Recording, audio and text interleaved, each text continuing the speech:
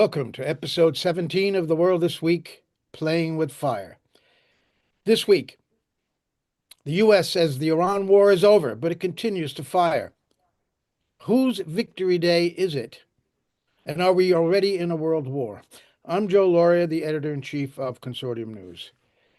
Donald Trump continues to play with fire, not only in the Persian Gulf, but also in Ukraine, and we may all get burnt. There was a strange series of events over the past 7 days in the war in the Gulf. U.S. officials insist that the war is over. Secretary of State Marco Rubio held a press conference in the White House on Tuesday to declare that Operation Epic Fury, some call it Operation Epic Failure, was over. It is concluded, he said. We achieved the objectives of that operation. That's something we'll talk about on this show. Instead, a new operation had begun, he said. The U.S. is now in a defensive posture under Project Freedom. This sounded like a Rubio ruse to get around the War Powers Act, to pretend one war is over and another, a separate one, could begin with the fresh 60 days on the clock. He was even asked about that, and he called the War Powers Act 100% unconstitutional. Getting a declaration of war from Congress is constitutional, but the Trump administration didn't get that either. A day later, Trump ended Project Freedom, the one that Rubio had just announced, because later, as we learned, the Saudis would not allow the U.S. to fly over their territory. It's been a strange ceasefire, which Trump himself still insists is in place, but with Iran and the U.S. shooting at one another nearly every day now. Indeed, Trump is playing with fire if he lets Israel talk him into restarting full-scale war, which is virtually guaranteed to destroy the Gulf's energy industry and the world economy. Meanwhile, they are still shooting at each other in Ukraine, in a war that Russian political analyst Sergei Karaganov says is linked to Iran, the European theater, and the Middle East theater in a new world war. A war in which Trump plays with the flames of a potential nuclear conflict, which Karaganov says Russia must prepare for. The end of the last World War was celebrated in Moscow today. The question is, whose victory day was it? Is it only Russia's? Where are its allies that helped the Soviet Union defeat Nazi Germany? How does Russia view Germany today? The Red Square parade went off without incident after Vladimir Zelensky, the erstwhile president of Ukraine, had said that the Russians, quote, fear drones may buzz over Red Square, which Russia understandably interpreted as, quote, aggressive and threatening. The Russians had said that they would have hit the center of Kiev had Ukrainians been foolish enough to attack the parade today. But before the parade took off, the Kiev Post reported that, quote, President Zelensky signed a decree excluding Moscow's Red Square from Ukraine's target list during the Victory Day parade. The move is framed as a humanitarian step, the Kiev Post said, linked to ongoing negotiations, including a prisoner exchange and a temporary ceasefire. The decree, published on Friday, authorizes the parade to take place in the Russian capital and designates a specific geographic area around Red Square as off limits for Ukraine during the event, for Ukrainian attacks. The temporary restrictions applied during the parade time frame only. Zelensky authorized the parade in Moscow. We'll discuss that. Trump then got into the act, announcing that a three-day ceasefire had been arranged, and he was the one who did it.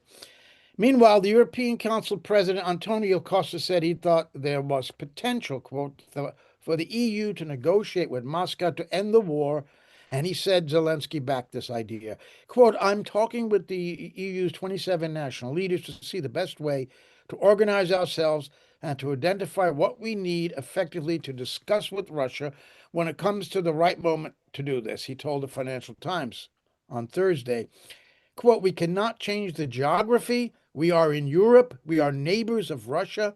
And of course, we need to talk with them about the future of the security architecture of Europe, something that Russia has been asking about for many years now.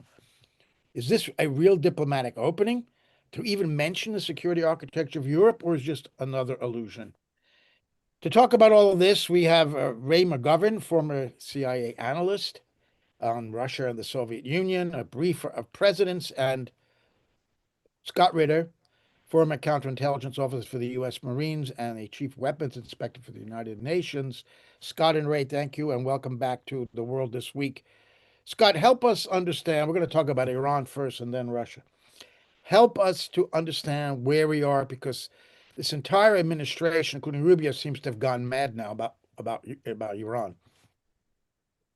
Well, I'm glad you used the word mad because in order to understand this, you have to understand the concepts of insanity. Because we literally, the United States, are governed by a president who's clinically insane. He suffers from a mental disorder, narcissistic personality disorder of the most malignant variant.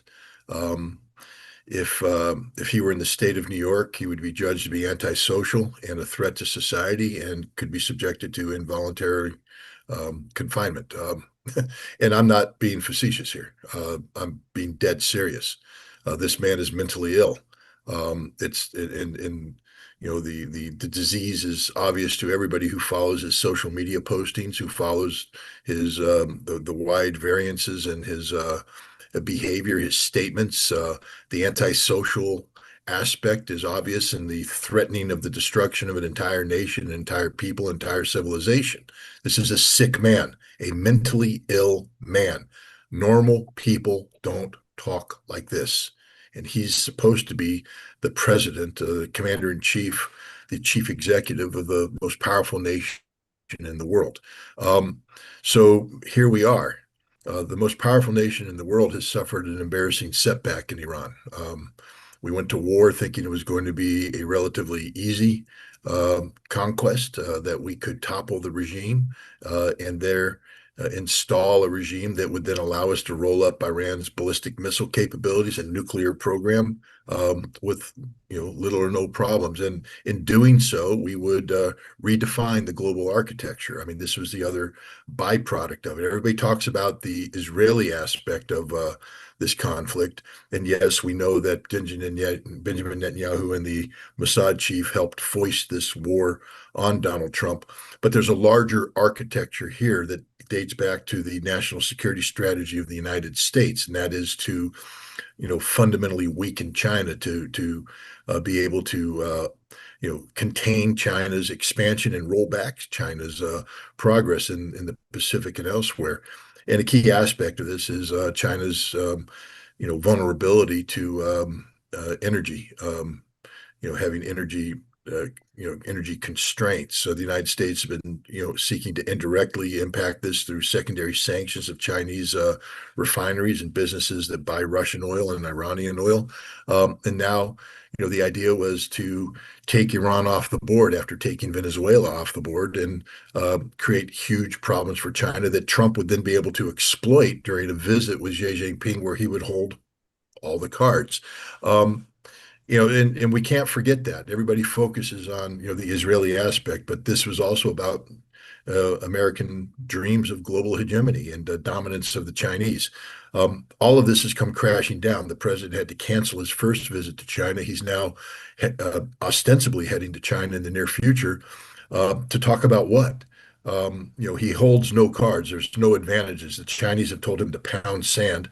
They've embarrassed him in Panama, where we invoke the Donroe doctrine again, malignant narcissism here, the Donroe doctrine, to shut down Chinese management and ownership of important port facilities in Panama, thinking that we had outfoxed the Chinese.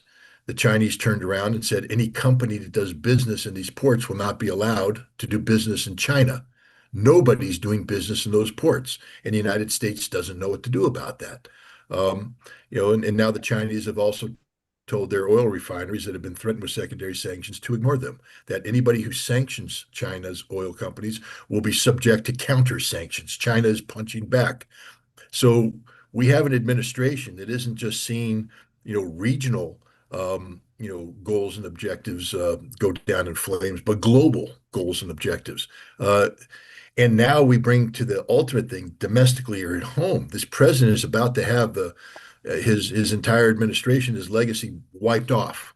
In midterm elections in November, there is a very, very good chance that the Republicans are going to lose the House, and Hakeem Jeffries will become the Speaker, and the Democrats will seek to impeach this president, and they will impeach him because they will have the votes to do so. It'll be a very partisan-based thing, and the Democrats are out for revenge.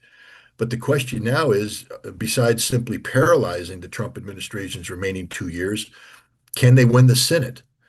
Um, and people said there was little chance of that, but Bill Clinton taught us in 1992, it's the economy, stupid. And the economy right now is tanking and it's going to get worse. There's nothing that can be done, literally nothing that can be done right now to prevent this economy from crashing up through July. If we resolved all of the issues in the Middle East today, we might be able to get some sort of turnaround by the end of July, where the president could claim some sort of economic victory and try to take credit for it and have an impact at the polls. But right now, he can't unplug. He has lost a war that was supposed to be easy, and he can't admit that he lost this war. He has to get out of this conflict by creating the perception of American victory, but the Iranians just refuse to play that game. And there's literally nothing he can do about it. He can talk a big show, but the fact of the matter is, Vladimir Putin warned him after his 90-minute conversation, if the United States resumes large-scale kinetic actions against Iran, Iran will shut down oil production permanently in the Middle East, take 20 to 22% of global oil production off the map for decades. And there's no coming back from that. And so now Trump, has dug his own grave rhetorically. How do you get out of it? How do you spin this? How the Russians and the Chinese are doing their best to try and help him. I mean, you saw Vladimir Putin has bent over backwards to be nice to this president. I mean, all the words he said, all the compliments. I mean, trying to give him credit for bringing a ceasefire. It's Trump's idea. He's just doing everything he can to stroke the ego of Donald Trump. And the Chinese have toned down their rhetoric in hopes that they can receive this man and have meaningful conversations with him. The Chinese have the diplomatic skills and the Russians have the economic, via oil leverage that they can, and also with the nuclear, Russia's offered to help resolve the nuclear problems. China and Russia can give the United States an off ramp, can give Donald Trump an off ramp. The question is, will he take it? And again, we don't know because you use the word mad. I use the word insane. That's the only way we can evaluate Washington, D.C. politics right now is from the standpoint of a forensic psychologist because standard geopolitical analysis no longer applies. Well, just to back up what Scott's clinical analysis there is a quick look at Donald Trump's Truth Social page shows something he posted just 2 hours ago, an illustration of a UFC. I'm not even sure what that stands for. Some cage boxing arena built on the south lawn of the White House. And then he did that twice, and we have a picture of Iran's navy at the bottom of the sea, and a picture of Trump looking from a ship at Iranian boats being exploded. He's looking at it from binoculars. He also has pictures of a golf course and many pictures of a golf course. Obama and Biden showing Iran's boats in the water, and under Trump, they're at the bottom. And then he has really the one that takes them all, drones dropping like butterflies, picture of butterflies and exploding drones on the right. Ray, the man is completely lost. There's no question about it, but he's still the legal leader of the most powerful military in the world right now. Where do we go from here? The Iranians are saying on Press TV right now that missiles and drones are locked on U.S. targets, awaiting firing order. IRGC commander warns. Where do we go from here, Ray? Joe, it's a noxious mix of narcissism and chutzpah and an unwillingness to deal with reality. What we have in Trump, and it's best demonstrated by these Truth Social things. I remember a couple nights ago, between 11 o'clock and 2, he issued all manner of crazy sort of things of the kind that you just mentioned. So what's the saving grace here? Putin weighed in heavily. Putin called him on the 29th of April and said, look, we have to talk about this. You know, I don't call you unless it's something very important. Remember when I called you last October, Mr. Trump? Remember you were going to put Tomahawk missiles and give them to Zelensky? Remember that? We talked for 2.5 hours then at my initiative. You did the right thing. Now do the right thing this time, okay? To threaten to renew this war against Iran is not an utmost danger to Iran. It is an utmost danger to its neighbors. And kind of remember, Mr. Trump, Iran is a neighbor of Russia. Okay. So don't even think about renewing the war. And especially, the words could not be stronger in Russian. Совсем, I mean, completely, thoroughly. Some people, the English are translating as in particular. No, no, it's completely unacceptable. Strongest kind of diplomatic language you can use, okay, to send ground troops in there specifically. Now, that's enough. But what happened? Wang Yi, the foreign minister of China, talking with Arachi, the foreign minister of Iran, used the same word, unacceptable. I don't know what it is in Chinese, but it's unpriemable. In it's hard to pronounce, but they use it rarely. This one counts, okay? Now, the reason I mention all that is because this is a microcosmic image of how the world has evolved. When I went on duty with the CIA 1964, right, my first portfolio as an analyst was the Sino-Soviet dispute, which many, like James Angleton, wouldn't believe was real. It was all propaganda, all that kind of stuff. Well, we proved it was real, especially when we got some U-2 photography of 20 divisions on the Chinese border, okay? So we could prove it was real. Then they started shooting at each other across the riverine borders there. And China was claiming 1.5 thousand kilometers, square kilometers of Siberia under unjust treaties. Were those treaties unjust? They sure as hell were. 16th century, Russia had some strength, China had none. Anyway, they were at loggerheads. They hated each other. They even fought each other over aid to their fraternal neighbor, fraternal solidarity person, Vietnam. We can prove that the Chinese prevented the arrival of Russian arms supplies to North Vietnam at the most important time when they needed it. Anyway, so they went from that until where they are now. Now they're not only in a triangular relationship with the US, which used to be equilateral, now they're kind of isosceles with the Russians and the Chinese on the long end of the stick, and the US is sort of like on the short end of the stick. Now, what does that mean? Well, it means that unless Trump realizes this, and they are trying their best, that is, the Chinese and the Russians, to prove that this is the case, unless he recognizes this, there's going to be real more trouble. Now, there is good evidence, it seems to me, that at least before the trip to China, how can you predict the unpredictable? I would predict against all odds that I'm right that there'll be no resurgence of the renewed attack. There'll be no renewed attack on Iran. That should be that makes extremely good logic, but there's no logic being applied in Tel Aviv and in Washington, and that's all also the sticky wicket. The Russians are looking on here, right? As Scott says, they are bending over backwards. I think, Scott, you mentioned to me that during the reception that you were invited to at the Russian embassy in Washington, that they were still praising the U.S. They're still kid gloves while they were denouncing places like Germany and the Europeans, and even Putin in the readout of Putin's remarks to Trump, it was very clear that he wanted to massage Trump's ego, People don't like that, but Putin knows what's necessary. This is called diplomacy in one sense.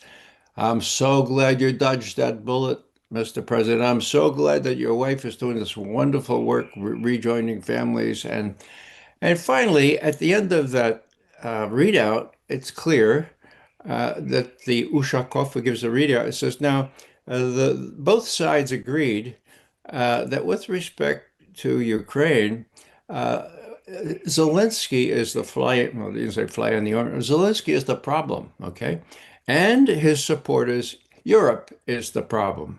We see that the same way. Whoa, come a long way, huh? But that's big. So when they get rid of Iran, hopefully in the next couple of months or weeks, hopefully, they're going to deal with Ukraine. The Russians can easily take over the rest of Donbass. By the end of the year, we'll have the makings of an agreement. But even in that case, it's important to remember the Russians don't just want a ceasefire or a new line, DMZ. No, they want a new architecture for Europe. That's what they've always wanted, as has been mentioned before. And that's why, curiously enough, they want the United States in Europe.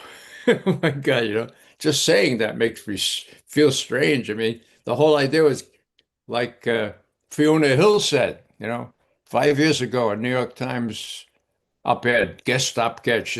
Putin wants to throw the U.S. out of Europe and these five guys, and she had the most recent five presidents. And Putin said to these five guys, "Don't let the door hit your backside on the way out." Okay, foremost Russian scholar Fiona Hill. Well, the amusing thing is that they had Putin pushing these guys out the door. Putin, he would love to have done that, but it was Trump. NATO is no more. And so there is a modus vivendi, at least in Europe, where the US and the Russians see no reason to be at loggerheads and a joint reason to keep the Germans down, the US in Europe, okay, and the Russians not so much out anymore. Those were the three things that Lord Ismay, the first head of NATO, said. The whole NATO operation is designed to keep the Germans down, the US in, and the Russians out. Okay, well, now we have the Germans not down anymore. They're coming up real big. Okay, they have these delusions of grandeur, which are really looked on as scary as hell by the Russians, because, as most people know, the Russians have a certain history with Germans count 27 million deaths in World War II. I'll stop there because there's lots more to talk about. Yeah, before we go deeper into that issue, I want to ask one more question about Iran to Scott. Um, Trump, I don't think he's suffering dementia. I think he's been demented for a number of decades. I don't think this is something new, but I think what is happening, he seems to be absolutely torn to shreds, as anyone would be if on the one hand you had Netanyahu pressuring you to start the war again, and on the other you realize you're losing and you're going to destroy, as you'd said, in the November elections, etc. He can't get out of this. Uh, can he? That's the question. Can he get out of this, and how?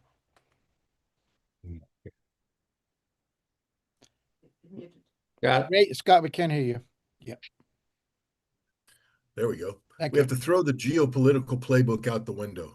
I mean, people like Ray and I no longer are viable when it comes to Trump, because we're literally in the world of, you know, trying to assess the psychosis of a demented man.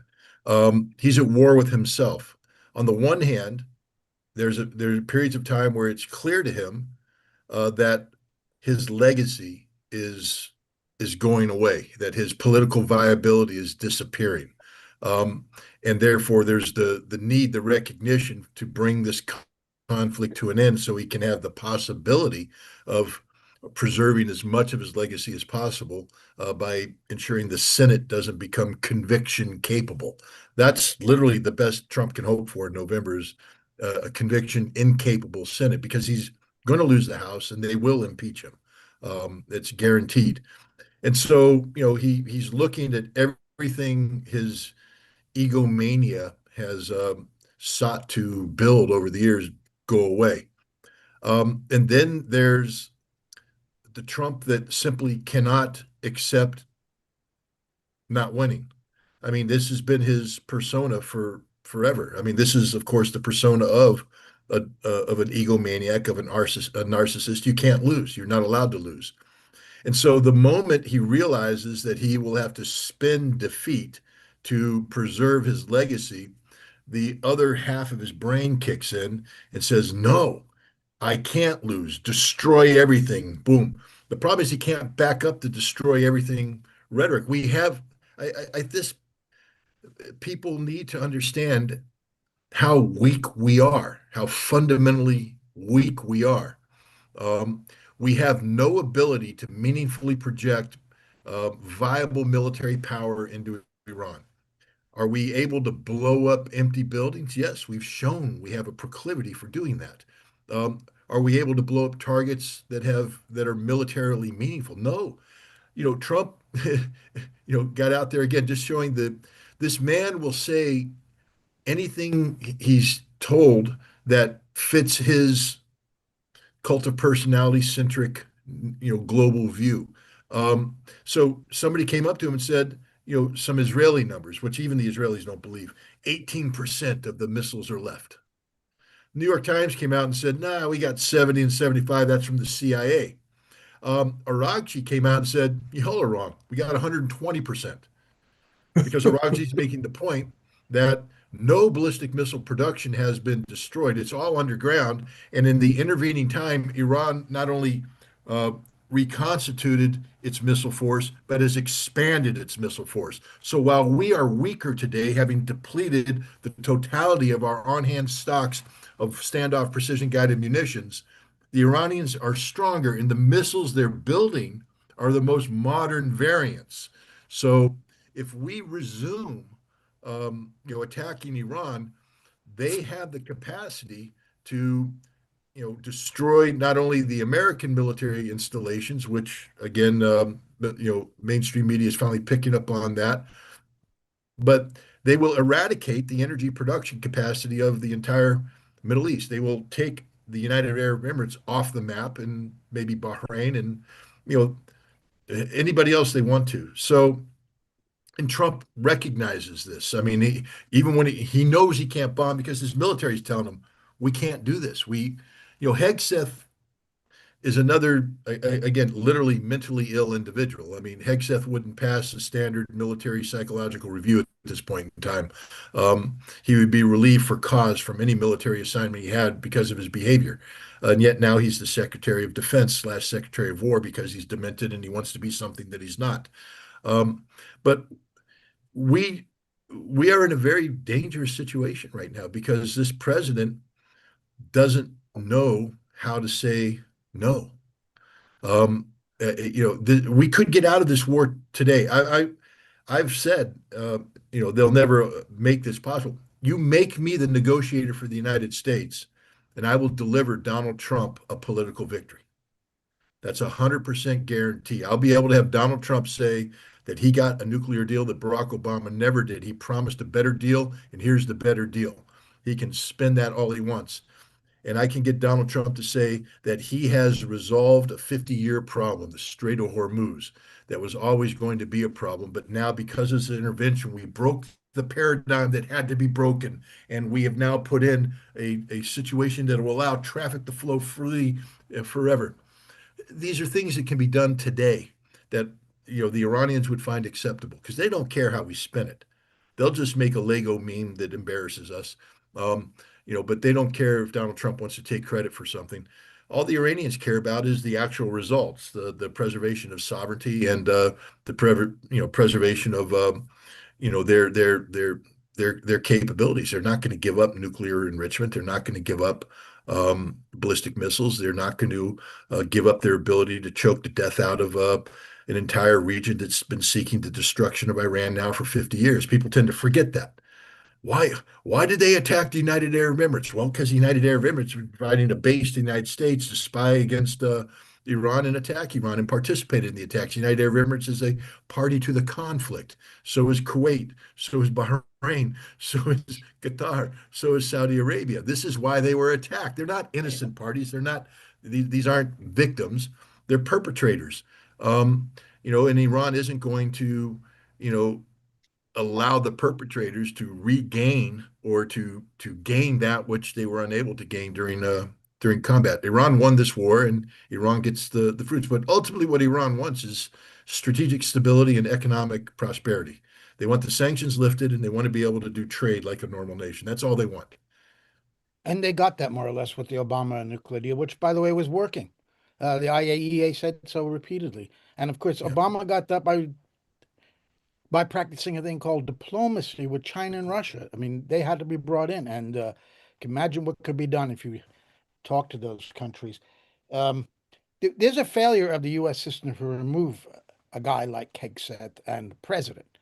In a parliamentary system tomorrow, there would be a vote of no confidence for a guy who puts out stuff like that on a social media.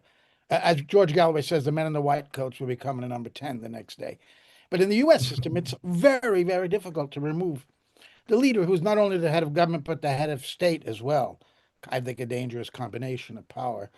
Um, there's the 25th Amendment, which I think Congress, what do you need, two-thirds of Congress to agree with that, the Senate? And you have impeachment. As you said, if the Senate is not lost to the Democrats, he won't be convicted. He'll stay in office. I wonder, maybe I'm going into a territory that is a bit delicate, but is that why there's so many damn assassinations in the United States over the decades? You can't remove the leader. Is that what motivated Cole Allen?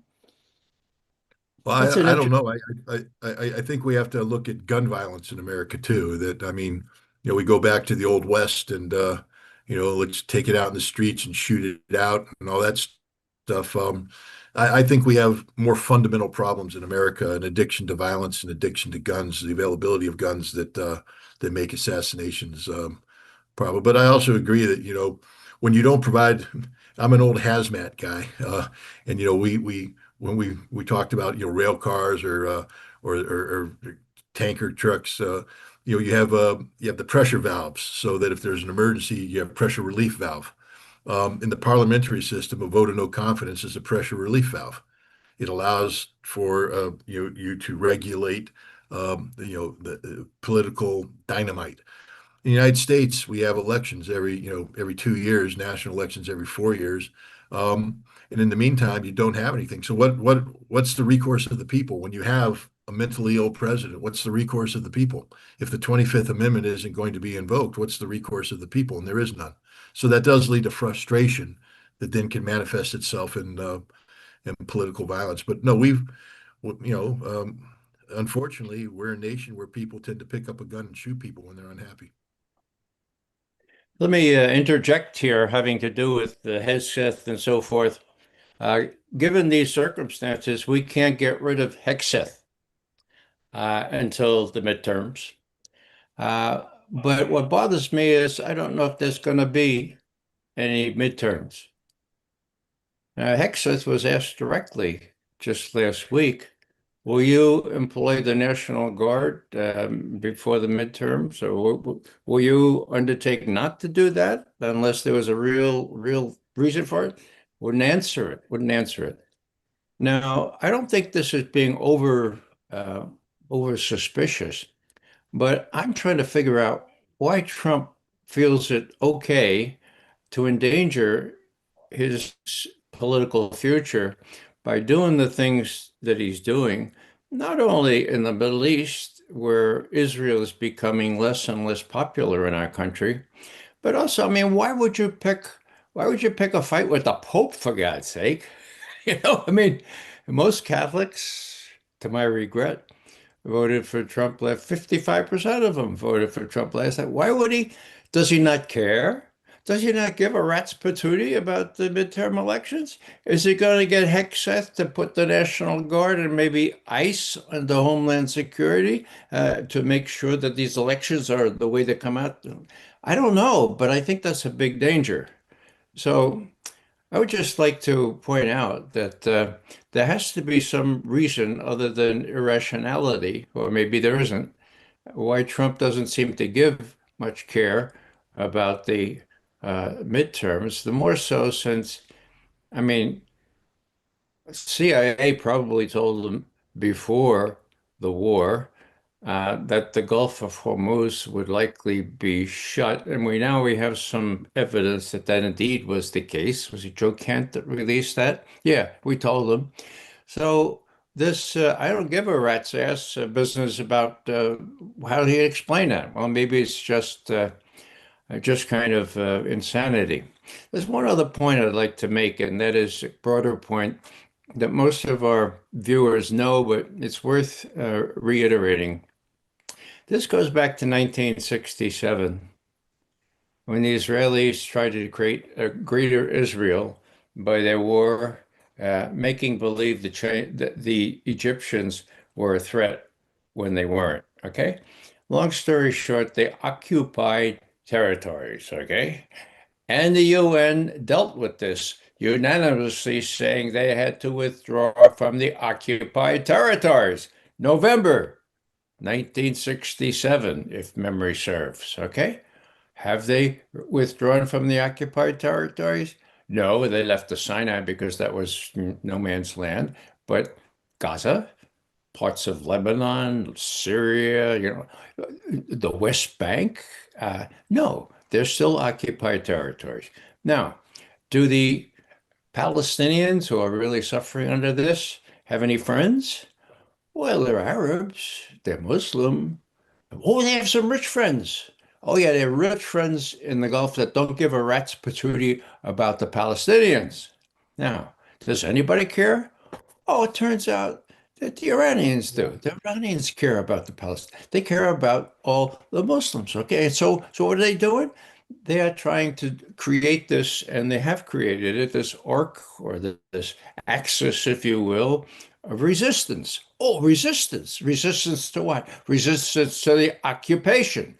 Is that legal? It's not only illegal, it's blessed by international law. Oh, but armed resistance? Again, justified by international law. This is something the Americans don't quite get, okay? And I say this because I've kind of reflected on this, why it is that only the Iranians care about the Palestinians. I can't understand that. Maybe it's because they're not filthy rich like the Gulf Arab or like the Gulf Arabs, but they do care. And the proof in the pudding was when they said, "Okay, we can have this deal, but you have to include Lebanon. Okay, ceasefire in Lebanon." Now, if I were doing this deal, I might be cynical and say, "Okay, we got a pretty good deal, but the Americans don't want to include the Israelis don't want to include Lebanon, so I would do Lebanon." No, no. Lebanon has to be included. And you know how that worked out. So there's a measure of altruism here. There's a measure of justice. Justice against the aggressor who occupied Arab lands that obtains in Tehran. It doesn't obtain anywhere else, especially if you get lots of money like Egypt is, like Jordan is, and like the Gulfies are getting. So what I want to do is just say once more that this is the background of why Iran's struggle seems to me a just struggle, and in some ways a non-selfish struggle, trying to have this arc of resistance and put some pizzazz against it. And they were kind of provoked into making it real by showing that they have the capability of resistance and resistance and resistance. They're not going to quit, and they have the equivalent of a nuclear weapon, and that's called the straight flush, the Strait of Hormuz. Hard to believe now, but the Europeans once agreed with what the Iranian position is that Hamas and Hezbollah were, in fact, legal resistance against occupation, very much At like one the point, French resistance. Um, the Americans and the Israelis pressured them for years, and finally the Europeans caved, and they considered Hamas and Hezbollah as terrorist organizations. They, instead of the obstacle to expansionism, Israeli expansion, they are now perceived as a threat to Israel. The threat being, you're going to not let me continue to occupy you and to continue to ethnically cleanse the area to a greater Egypt. It's really quite interesting that the Iranians are the only ones who still have that position, Ray. That's a good point. I want to just ask one more question about this war powers. Scott, why do we have this War Powers Act? Why was it ever allowed to be voted in 1973 instead of having what the Constitution says, a declaration of war? And it seems to me that the Trump administration trying to pull a fast one, saying that war is over and we could start another one now, and we'll get a new 60 days. It's a total failure of congressional leadership. The Vietnam War is very controversial. And the idea was that Congress would not allow a chief executive to take us down the path to war without congressional at least consultations. But you had a president, Richard Nixon, and a national security advisor, Henry Kissinger, who pushed back and said that the nature of war today requires immediate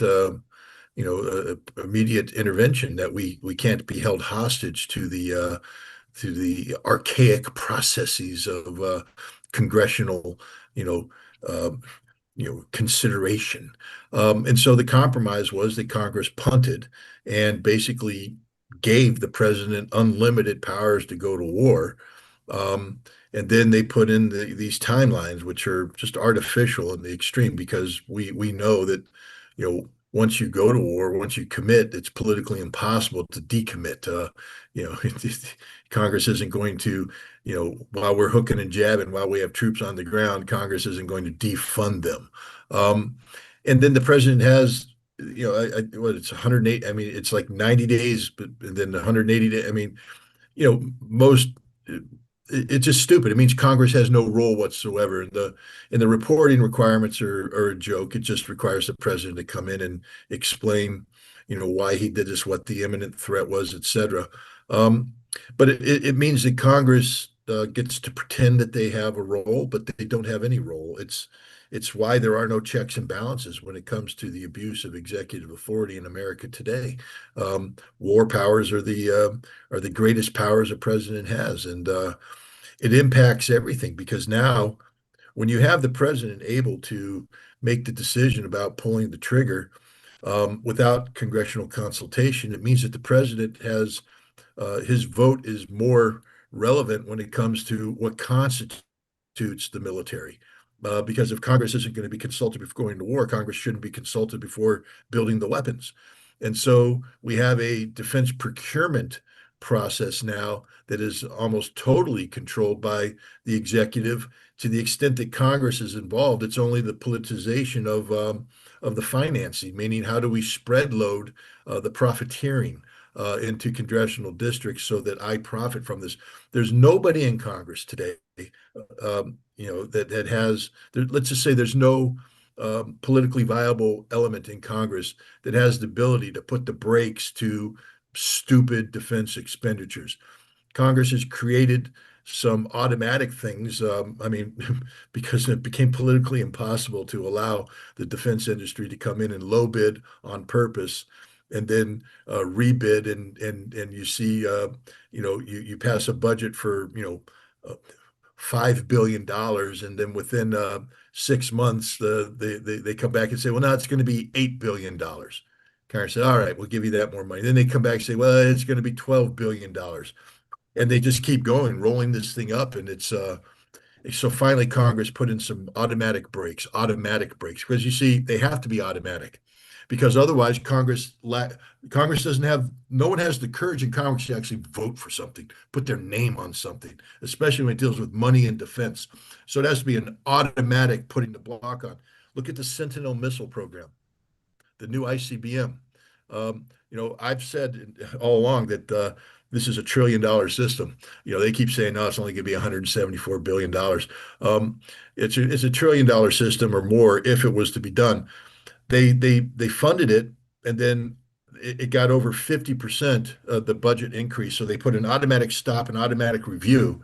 The Pentagon came in and played stupid games, came back, put it before, and it shot up 80% because they now realize that the Sentinel doesn't fit in the Minuteman silos, and that if we're going to build the Sentinel, we have to build all new silos, and that was never in the budget, and that's very expensive. So now the Sentinel program is dead in the water for the time being, but it can't be dead in the water forever because these companies that build these missiles, they need their money, they need their defense contracts, and the politicians who have spread load, they need those jobs. They need to be able to put those in place. So we've built a system that's just sick, and it's almost totally controlled by the executive.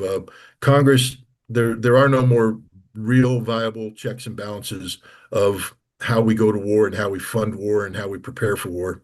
It's all run by the chief executive. James Madison warned exactly about this problem way back when he said that war aggrandizes the power of the executive. And that's why he wanted Congress to have that power. And unfortunately, have ignored that. Yeah, Yes, Ray. is it too simplistic to suggest that pure and simple it's filthy lucre? I mean, Congress doesn't play its role because it's bought and sold. The Pentagon has been very clever in spreading out all these goodies through all the states so that they create jobs and all that kind of stuff. Meanwhile, what happens is we build systems that don't work. And as contrasted with the Russians or the Chinese, we're losing the edge. Matter of fact, let me just pose the question. In my adult life, we've always had the edge, not only strategically, but, well, debatably, in conventional warfare. We've lost that. I don't think Americans realize that we're not the most powerful military in the world anymore, and to pretend that we are is just a real noxious concept. Russia is, and China are, and together they are together, and they are indomitable in my view. And so, Scott, you know a whole hell of a lot more about this than I do, but hasn't Ukraine and now Iran and the other things that have happened in Afghanistan and, Libya and Iraq, haven't all those experiences over the last couple of decades shown that the Russians kind of not only realize how feckless our defense and how money soaked our defense setup is, but have chosen other ways to get around it. Russians aren't going to build an ABM because they know it doesn't work. It always can be defeated. So how do you compare the two militaries? Let's take Russia first. How would you compare them? Is there any justification for saying we are the most powerful military in the world anymore? What do you think? When you say justification for saying we are, you're talking about the American justification. Right. Mhm. No, I mean, we're not the most powerful military in the world anymore. Um, Mhm. what's interesting is all these air power advocates. I mean, because the war in Iran is an eye opener in every way. All the air power advocates, when Russia was talking about how, their ground forces, were, because Russia, just so everybody understands, that defeating Ukraine, Russia is defeating the collective of Europe and the United States. The Ukrainian army is backed by NATO, Europe, the United States. It's not a Ukrainian army that Russia's fighting. It's very much it's the best army in NATO outside the United States. And in many ways, it might even be better than the United States because it's realistic in terms of what modern war is. But it doesn't matter. When American air power is applied, the Russians will melt away. Well, American air power has been shown to be fundamentally flawed. It hasn't accomplished what it's supposed to accomplish against Iran, and the Russians have far more capability than the Iranians had. Russia has an integrated air defense system that can reach out and touch, and they have an air force that is very capable. Um, I think we now know that the United States Air Force would be wiped off the map by the Russians. Um, there wouldn't be an air base to land on. That's the thing. You can take off your F-35s and they can run a sortie and maybe they get through, maybe they drop their bombs, but there won't be an airfield to respond to because the Russians have missiles that we can't deal with and they'll eradicate those airfields. So the air power in Europe would be negated literally within a matter of days. On the ground, NATO armies, it was proven in a recent exercise where they brought in Ukrainian drone teams, just small units. The small unit Ukrainian drone teams absolutely stopped a NATO armored advance in its tracks, killed everybody, and the NATO guys didn't even understand what hit them. Um, and when you talk about the battlefield today, uh, it's drone dominance, 100%. If you haven't factored in drones into your thinking, every aspect of your thinking, um, you're going to die. The American Army would survive. It has zero survivability when it comes to modern day warfare. Our Air Force can't do its job on the ground. We can't do its job. The Navy right now is a fundamentally flawed force. Again, the Iranians have certain capabilities, but the Russians and the Chinese have better capabilities. And they have the ability to reach out and touch aircraft carrier battle groups. And they're watching, they're studying. One important thing came out of this, most recent destroyer engagement in the Strait of Hormuz, and that is through saturation attacks. The Iranians were able, by timing their attacks, to overwhelm the ability of these destroyers to launch missiles. Even though there were still missiles remaining in the batteries, they overwhelmed the system. And cruise missiles and drones approached that had to be taken down through the CIWS, the Phalanx 30 millimeter Gatling gun. We have 30 seconds worth of ammunition for that because it literally is spewing out. Bzz, bzz, bzz. What the Iranians proved is they can now sink any ship they want to simply by applying the appropriate level of force. That by saturating it, if you get CIWS to fire for 31 seconds, it has no ammunition. Now it can't defend itself, and you sink a ship. This is why the U.S. Navy has now withdrawn even further because the Iranians broke the code. Um, and the Russians and the Chinese are watching this. And the other thing we now know is that our anti-missile systems just don't work. They can be saturated. We've expended them with the appropriate, maneuvering warheads, hypersonic warheads. They can't be shot down. So, and this is something generals have been warning about for some time. We've been playing a legacy game, meaning that we're married to certain things. We're married to the armored division. That's an obsolete concept today. We're married to the tactical air wing. That's an obsolete concept today. We're married to the carrier battle group. That's an obsolete concept. We're married to the amphibious warfare. That's an obsolete concept. We have to rethink everything we're doing about war. And we're incapable of doing that because to rethink requires leadership that is more concerned about battlefield performance than corporate bottom line. Right now, we have an entire defense industry that only cares about the bottom line of the corporate entities. Now, let me just ask a follow-up, if I may. How about on the nuclear field here? Granted, nobody is going to win a nuclear war, but who has the advantage right now, in your view, Scott? Well, I mean, the Russians have the advantage. First of all, their main nuclear deterrence forces are all modern. Where we're relying on, the Minuteman III, which dates back to the 70s. We're relying on Trident missiles that date back to the 70s and 80s, upgraded, but still an old system. We have the Ohio class submarine that's ended the use of its, serviceability. We need to replace it with Columbia class submarines, but we can't build them because we have no shipbuilding. Um, we have bombers, B-52 bombers that are twice as old as the pilots that fly them. Um, we have B-21 supposed to replace them, but we can't afford them.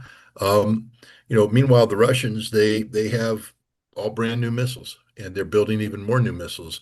These missiles are designed to defeat American ballistic missile capabilities, and we have nothing that can shoot them down. The Russians actually have now strategic flexibility that we lack. One of the things that the United States have been looking to do for some time now is convert Trident submarines or some of our land-based missiles into having conventional warheads that can be used for you use the kinetic power to strike precision targets. But we've never really done that. So what we did is we built the low yield nuclear weapon the W76-2 that we've put on some Trident missiles that give us operational flexibility. They're still nuclear weapons. The Russians now have Oreshnik, which is conventional, and they've used it and they will use it again. They have an Oreshnik 2.0. I was sort of hoping the Ukrainians would attack Moscow because I wanted to see what the Russians were going to take Kiev out with, because they're going to bring in some new systems, upgraded Oreshniks, and I also think they were going to deploy Yars with Avangard, so we would have got to see the Avangard in action too. And it would have been fascinating. But alas, we'll have to wait till the next Ukrainian mistake. But the point is, the Russians have the ability now on the strategic level to actually do escalation of a strategic nature in a non-nuclear. So they have escalation. They can control escalation as well. And then I think the other thing is that from a doctrinal standpoint, especially in Europe, Europe has always been afraid that the United States would never be willing to sacrifice Boston for Poznan. That's always been the gamble. Well, now we can pretty much guarantee the United States will not sacrifice Boston for Poznan because of the breakdown in relations. At the same time that the Russians, I mean, again, it's not official, and it's not official until Vladimir Putin says it's official. But Sergei Karaganov, who's a very, uh, well-respected strategic thinker and a man who, has the ability to sit next to Vladimir Putin and whisper in his ear. Karaganov has published a number of papers and made a number of presentations that basically have said that given the irresponsible behavior of Europe when it comes to empowering Ukraine to strike into the strategic depth of Russia, that Russia must retaliate against Europe, and that this retaliation should include a nuclear component. So now we have the Russians actually talking about preemptive use of nuclear weapons against Europe. And if the more Germany, pounds its chest, the more likely it is that Poznan will be replaced with Nuremberg or Dusseldorf. But a German city will go up into a nuclear holocaust. These are things we shouldn't even be supposed to be talking about. This is why I wrote that book, Highway to Hell, that is on the bookshelf behind you, because this is the path we're heading right now. We're literally on a highway to hell at very dangerous times. But yeah, You didn't the mention Russians that. have the advantage. Go ahead. I was just going to say, Scott, you didn't mention the Burevestnik, which really awes me. Would you tell the audience how that's powered and how small it is? Well, the Burevestnik it's nuclear propulsion. Um, What? what's interesting about this is that it is that same propulsion unit. Um, when you when there was an accident a couple years ago up in the north, and a Burevestnik um, blew up and killed several people, including some atomic scientists. And the Russians, published their names, and then you can use Google and you can find out who they work for and what offices they work for. And then you can dig deeper if you read Russian, or at least manipulate Russian. I don't read it, I manipulate it. And you find out that these guys are working on technologies that are also linked to miniature atomic reactors that can be used to power communities in the Arctic and things of that nature. So this is very advanced technology, but it's a nuclear powered cruise missile, um, and it basically it has unlimited range. Now the Americans kept saying that you can't do this, because when we tried to do it, the reactor was so dirty that we left a cloud of radioactive dust behind it. But the Russians have basically perfected a clean running. So if they fire the Burevestnik, um, it's no longer, for instance, when our Tomahawks come in, we are limited by range, which means that to get to a target, we have to navigate in sort of a direct path. So if I've got a factory and I want to defend myself against American Tomahawks, what I'll do is a map analysis of points coming in, because what you need to do is find geographic points that the Tomahawk can reference in. It will come in, use its onboard mapping to align itself, readjust, move in, etc. And you can do that, A, to start putting in jamming, which would be very effective, but also I can layer my defenses. The Iraqis were very good at that because they had figured out from the Gulf War that because of the flatness of the Iraqi terrain, that our Tomahawks actually had to go north of Baghdad to orient off of a geographic feature and then come back and approach Baghdad from the north. So they layered their air defense in the exact opposite direction that you would think they would be, and they shot down a whole bunch of our Tomahawks. But now what happens is with the Burevestnik, it can come in anywhere. It can come in the indirect route. It can go around the world and come at you. And there's nothing you can do to defend against it. The Burevestnik gives the Russians the ability to overwhelm any air defense, because no air defense, all air defenses are oriented in a certain direction. They got radars out there, they're oriented. Um, they're not 360. And the Burevestnik can overwhelm you coming in from other directions. So the Burevestnik, the Poseidon, which is a underwater torpedo, nuclear device designed to take out cities. The, these are weapons that the Russians designed to deal with any potential of preemptive strike by the United States. The Russians are making it clear that if you attack us, we guarantee you all die. Everybody dies. And as Putin said, we will go to heaven as martyrs and you'll go to hell. Ray, given everything that Scott has just said about the U.S. no longer being the permanent military power and Russia being actually stronger, it's curious that there's this aggression against Russia, this aggressive posture led by Germany. And we saw it in the victory parade. Where are the others? Where are the allies? Why is Russia standing pretty much alone now when in celebrating this victory? And how could Germany lead a European war against Russia? Why are they being so bellicose towards the Russians when they're going to get their butts kicked, according to Scott? Joe, I have some real good friends in Germany still with whom I converse. They are really afraid. They can't speak out for fear. Uh, it's very much reminiscent of the 30s, okay? 33, when Hitler took over, even though he had far from a majority. Uh, the Social Democrats caved, the Christian Centrum Party caved, and all of a sudden Hitler was in charge. And the Germans didn't say anything, and the German churches didn't say anything. And that's why I call these friends this time.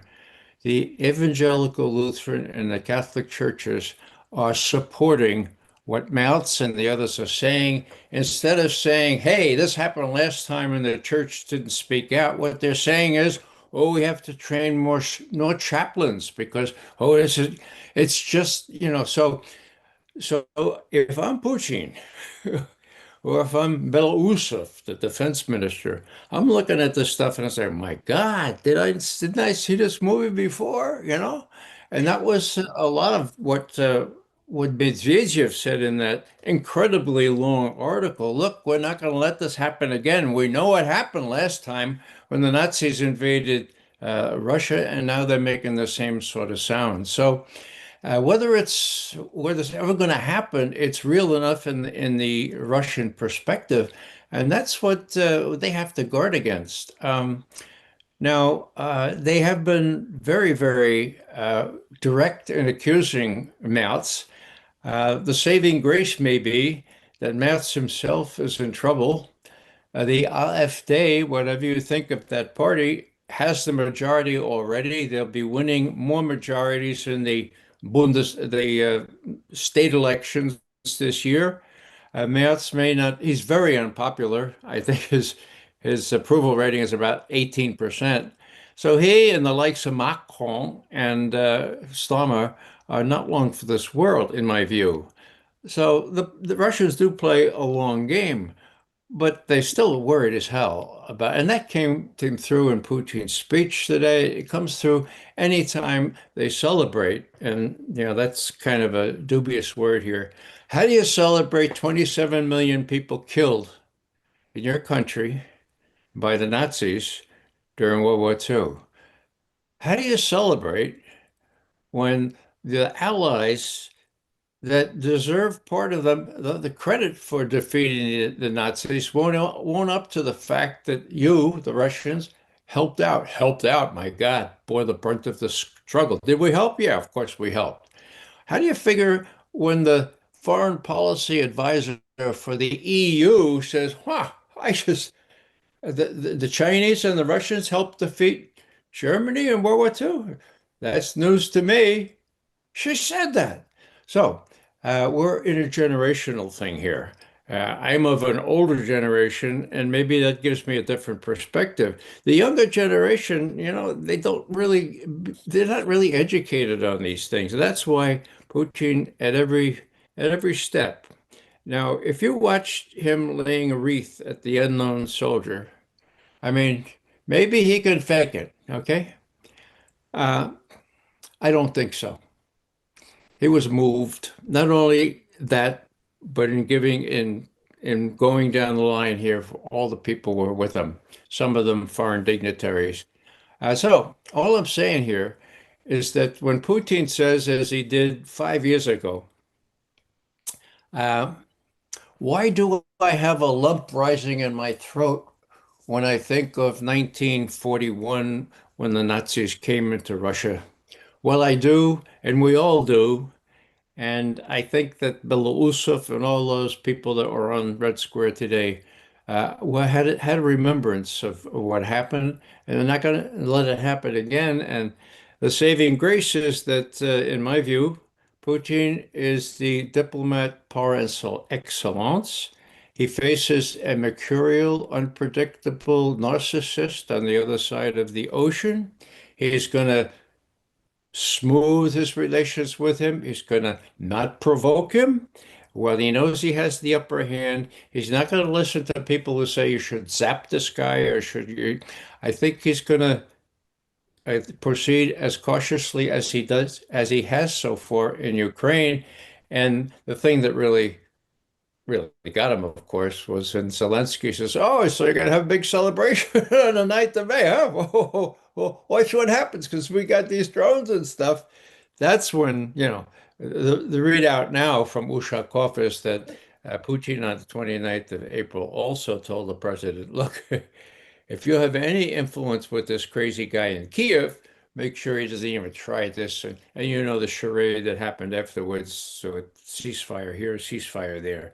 And then Trump trying to take credit for a 3-day ceasefire. The Ukrainians have already violated that willy-nilly for the last day or two. So it's a complex thing, but I'm really glad, Scott, that you made clear that this notion that we're the strongest military in the world no longer obtains, and the Russians know that, and so do the Chinese, and so do the Iranians. And so this triangular relationship now includes Iran, okay, and the US is outside that triangle.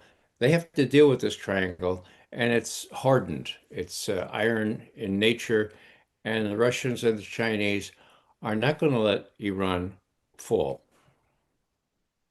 If I could just say something on that, I was at the Russian embassy 2 nights ago, and it was fascinating. It's the fourth Victory Day celebration in a row that I've been to, so I've got the experience of observing something over time. The first three were traditional Victory Day celebrations. I mean, it's the biggest holiday in Russia. And anybody who Ray knows he was there.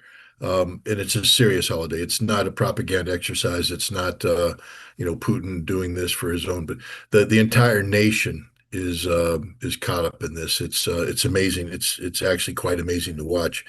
And at the embassy, the mood normally reflects this. As you said, it's hard to celebrate the deaths of 27 million, but what you do is you celebrate the victory over the forces that cause of 27 million. And never forget and never forgive. I mean, these are two words that were put out. But the this the one that took place 2 nights ago, and yet, again, you need to understand, and Ray, correct me if I'm wrong, but a Russian ambassador to the United States is not going to make a speech at a high-profile public event that hasn't been vetted thoroughly with Moscow in terms of messaging, etc. This was the most aggressive, militant speech I've heard a Russian ambassador give. Um, First of all, the theme that throughout was unconditional surrender, linked not just to the end of the Nazi regime, but to the end of the Ukrainian regime, which was stated straight up as a continuation of the Nazi regime. The Russians now have made a link, and you saw Putin do that. It's all that link's always been, you know, put out, but it has been formally made that the Ukrainian government is officially now, from the Russian perspective, an extension of Nazi Germany and will suffer the same fate. Unconditional surrender is the only option on the table. And that came across as loud and clear. The other thing is Germany is now reemerged. I mean, they did talk about they said Germany has made the decision to resurrect itself as as a modern day extension of Nazi Germany. And if that's the direction Germany wants to go, then Russia is ready to continue the path of victory. Very, very aggressive talk against Germany. I mean, it was unreal. To the United States, the hand of friendship again, extending the hand of friendship, singling out the United States as an ally. Talking about the Elbe meeting and talking about Alaska, talking about Trump and the potential of things. Um, Now we come to China. Every time I've been to one of these functions, and there's other military function, Defender of the Fatherland's Day is a big military function. There's always a Chinese military delegation there, and they are there quietly in the background. They toast and they leave. Now, at these functions, Defender of the Fatherland's Day and in Victory Day, once the diplomats do their thing, it's a day for the soldiers. I mean, it's their day. And so the Russian military officers, the Defense Attaché Group, will put together some tables and they form their circle. And then if you're fortunate enough, you get invited to the circle. And I've been fortunate enough to get invited to the circle. And then you get to give toasts and talk and drink vodka. Um, the Chinese were invited. The Major General Attaché was invited.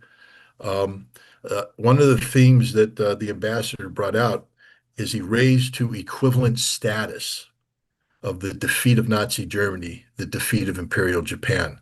He spoke of the 40 million Chinese that died at the hands of the Japanese, and he spoke about the fraternal brotherhood between Russia and China as they were united against these two enemies. And the Chinese general reemphasized that point in his speech. And this is, again, these are people that don't do things like this unless that messaging has been cleared. And so the messaging that was being put forward is a completely different messaging than from the past. From the Russians, a far more militant messaging, which goes along with the theme that Vladimir Putin put out in his press conference, a remarkable press conference today. Um, I always love it when the press misreads Putin. I see the war coming to an end soon. Putin's weak. Putin's weak. Putin's giving in. Putin's going to crumble. No, he sees the war coming into him because Russia is going to win this war. And they've made the strategic decision to bring this thing to an end. If you think that the threat against Kiev has gone away because May Day is over, you don't know Russia. Russia has made the fundamental decision to transition from we will not strike decision-making targets in Kiev to we have a war plan ready. We have missiles on the ready to strike, ready. They have. So now you watch, mark my words, Moscow is going to be put off limits totally to Ukraine. And then Russia's going to put St. Petersburg off limits because there's the St. Petersburg International Economic Forum coming up in less than a month. And if you think that Russia's going to stand by and let Ukraine bombard that with drones, think again.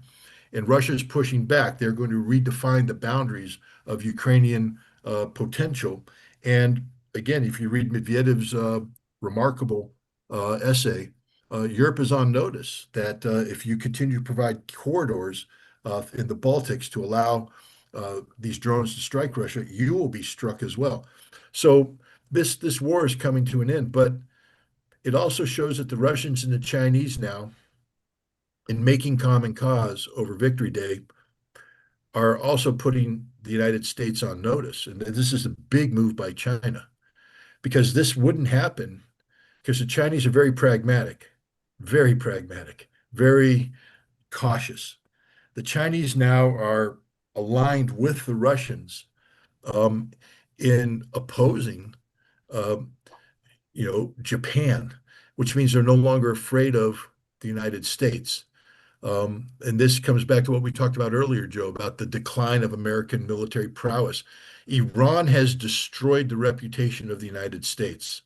Um, Russia no longer is worried about American air power because it's now been shown to be relatively impotent. And the Chinese are no longer worried about American air defense and American naval prowess. Impotent.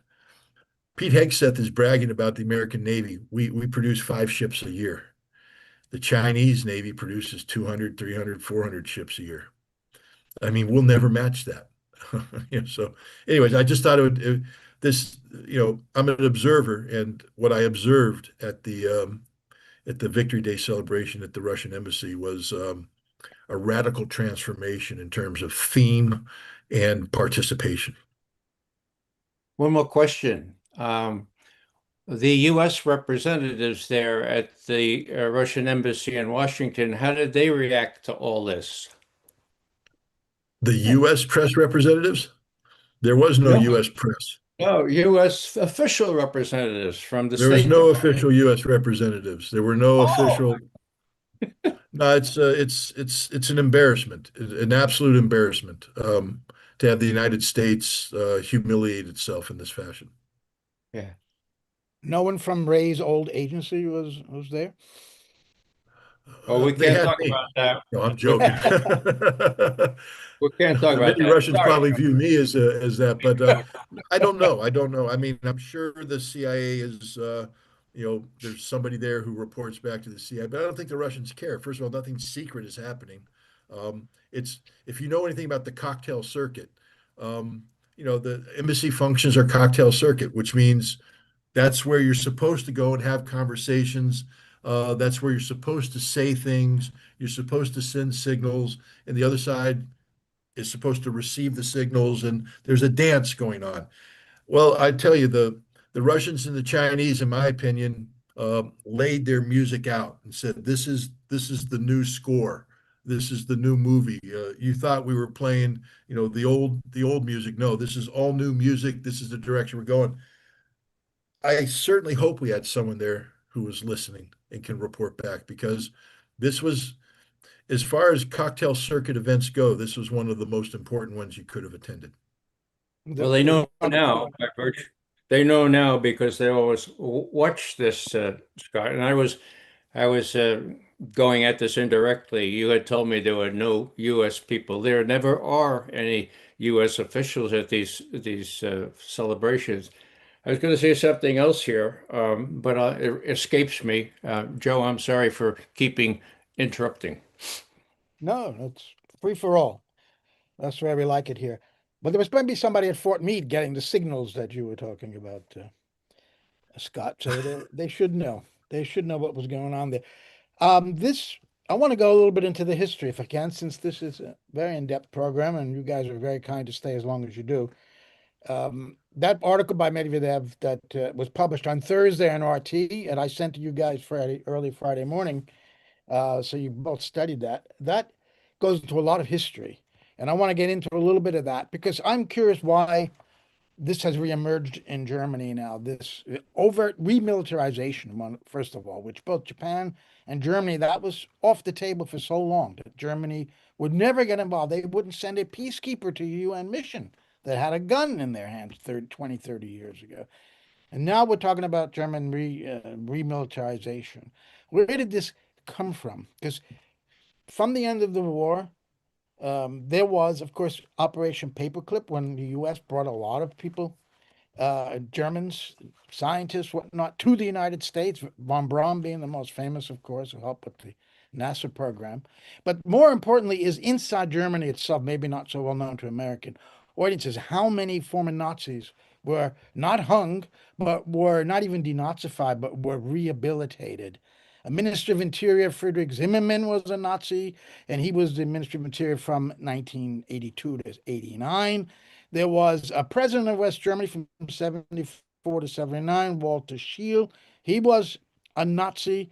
And more worrying is a lot of doctors who were involved in medical.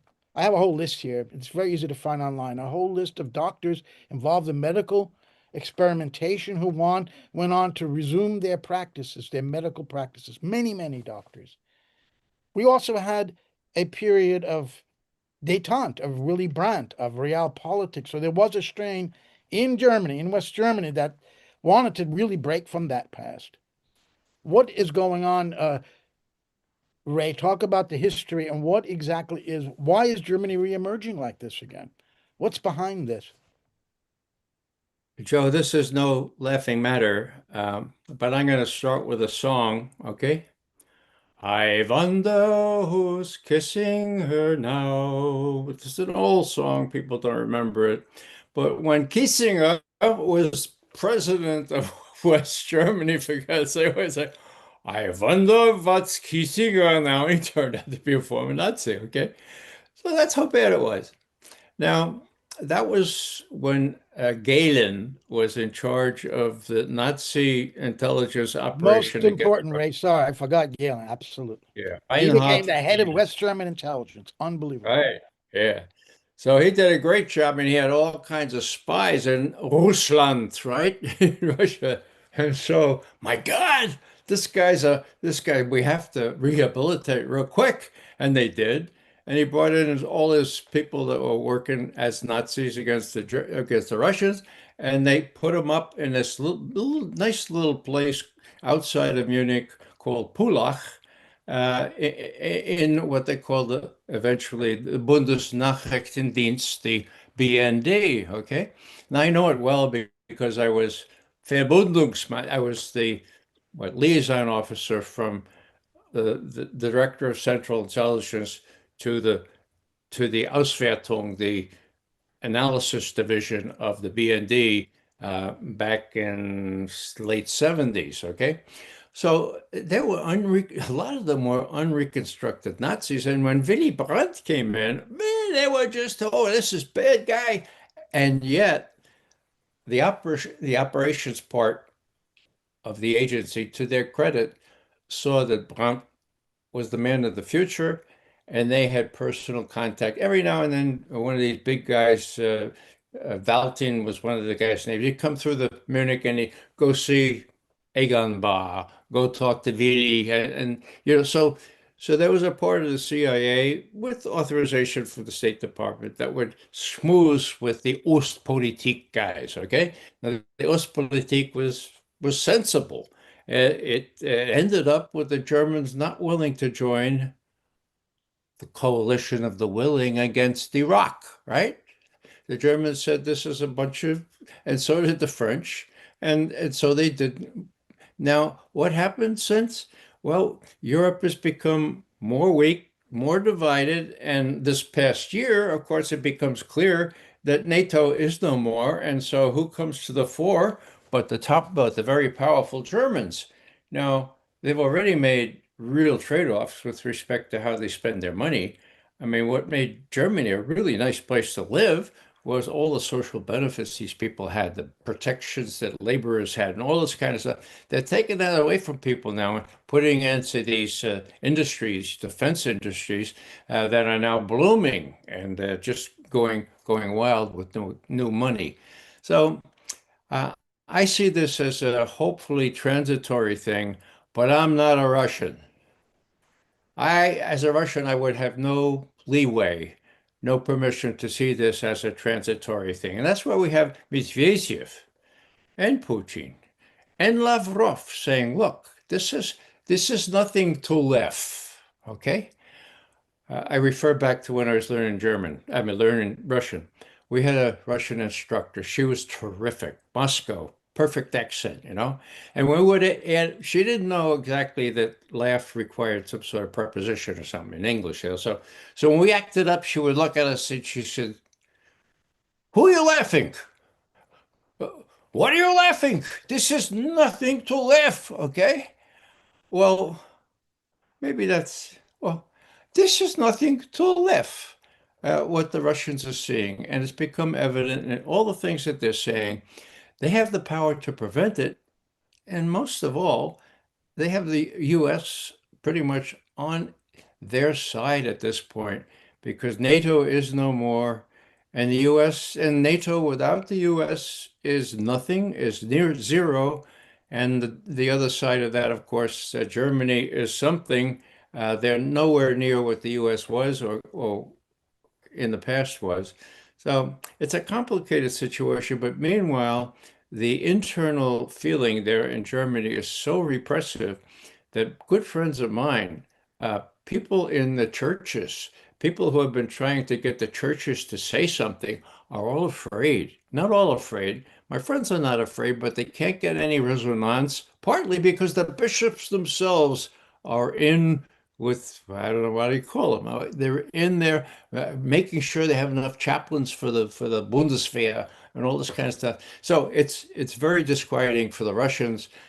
I probably have a more moderate outlook because I think the Germans are really smart people still, and the AfD, whatever you think of them, I want a better relationship with Russia. And as the German economy implodes, that's going to be really necessary. And somebody's going to ask, now, who was it? Who was it that blew up the Nord Stream pipeline anyway? Was Cy Hirsch right in saying that the CIA did that?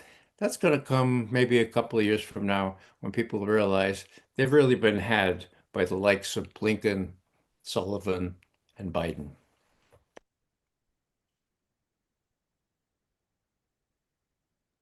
How crazy history upside down that it's the far right German party that might save uh, relations between Germany and Russia. The exact opposite of what happened. Reinhard Gehlen apparently buried the intelligence files of Nazi Germany somewhere in Munich, and then Alan Dulles met with him and made a deal. And he was rehabilitated and became the head of West German Bundesnachrichtendienst, as you said. I guess, Scott, it's no surprise that the East Germans called the Berlin Wall the anti-fascistische Schutzgrenze, the anti-fascist protection wall. Yeah, Galen, of course, has received a lot of the press, as he should. But the more shocking thing is what happened to the German generals. At the end of the Second World War, we arrested people. We had the Nuremberg trials were supposed to be a series of trials. Everybody's focused on the one big trial, um, but there were other. I think there was a total of 12 trials, and what happened after the first one is immediately Dwight Eisenhower came in and said, we need to stop at this point. We don't want to go down deeper because the United States was already doing plans on what happened if we had to immediately, kick over and go to war against Russia. And we were looking at, remobilizing the demobilized German military. And we were working hand in glove. So the first thing we did is there was trials where German generals were convicted and sentenced to serious life, serious time. We reversed all of that. John McCloy came in. He became the sort of the head of like the Paul Brenner of Germany, and he basically pardoned all of the German generals, and then turned around and had them create these leagues that could allow for rapid reinforcement. The German police were almost all former SS, former military. Um, And when the German army was created, the senior officers in the German army were convicted war criminals, all of them, every single one of them. The guy who became the inspector general of NATO was a man who was convicted of serious war crimes in France and in the Netherlands and in Yugoslavia. I mean, we're talking about the murders of thousands of civilians. He was guilty as hell. The other thing that Eisenhower did is they started a program right off the bat, even while these German generals were in prison, to whitewash their history.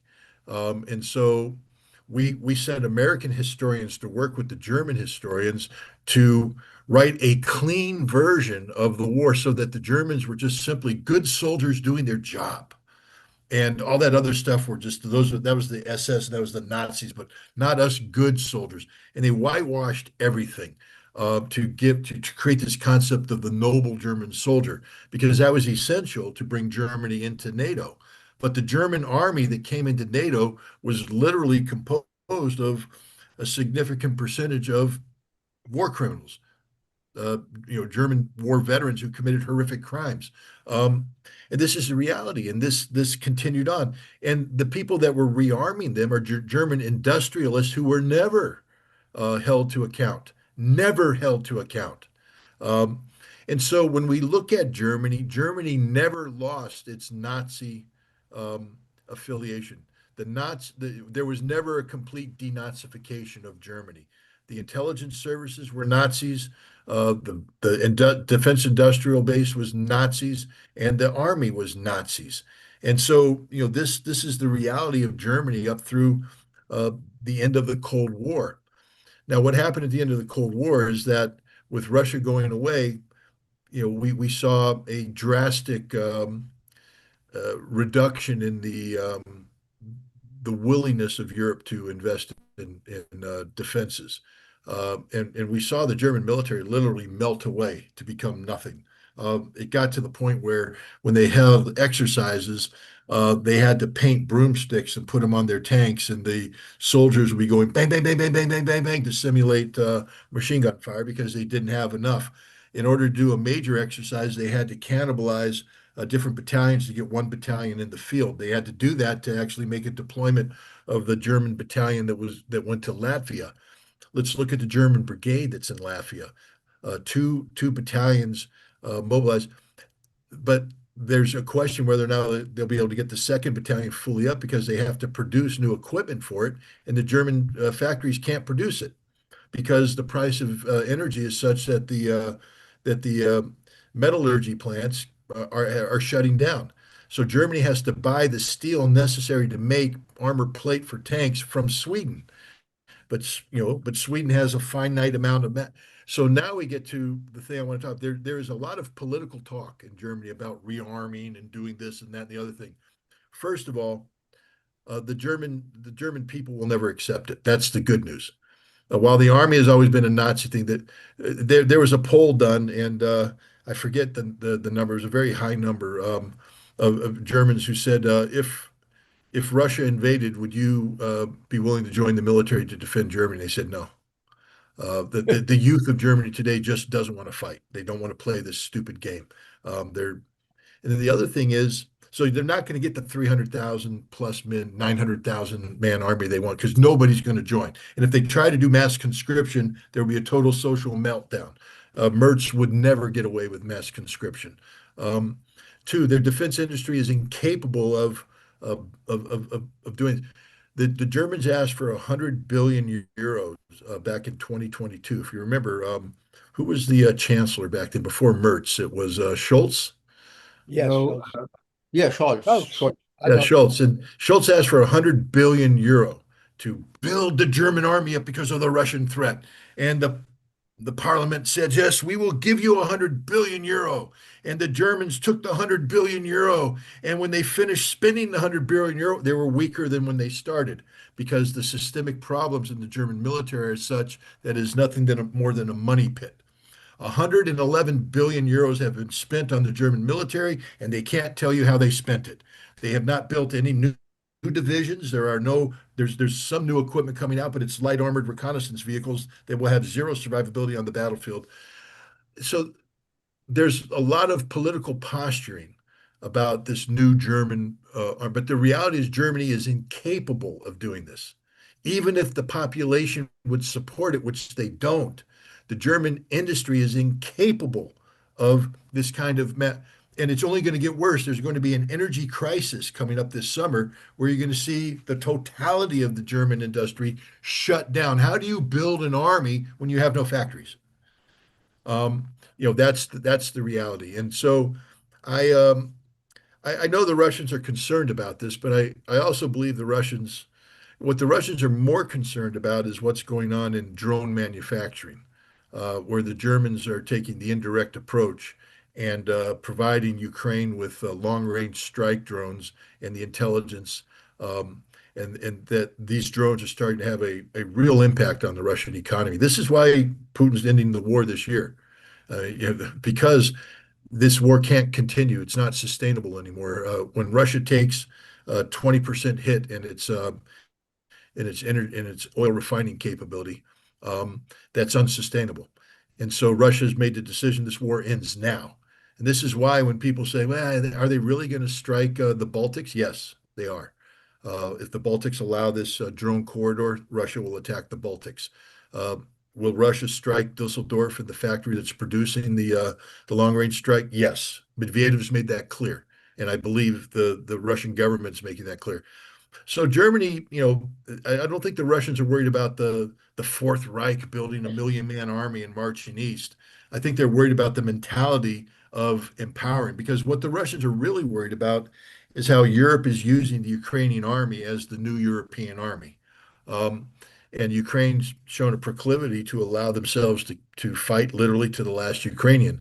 And so Europe has now found a proxy war that they can continue to fund, and continue to wear the Russians down on the battlefield. Russia could fight that war all day long. I mean, it's a war of attrition that Russia will win. But now they've added on to that a, um, a war that Russia can't allow to continue, which is this proxy war of long-range strike drones that are taking out strategic targets in Russia that are starting to have a meaningful impact on Russia's strategic economy. This is unsustainable, and Russia will not allow it to continue. So that's why I think you're looking at the very aggressive posture this summer. This war will end this summer, one way or the other. And if Ukraine doesn't understand that, and this is the point that Putin's trying to make, the decision has already been made to take out the decision-making centers of Ukraine.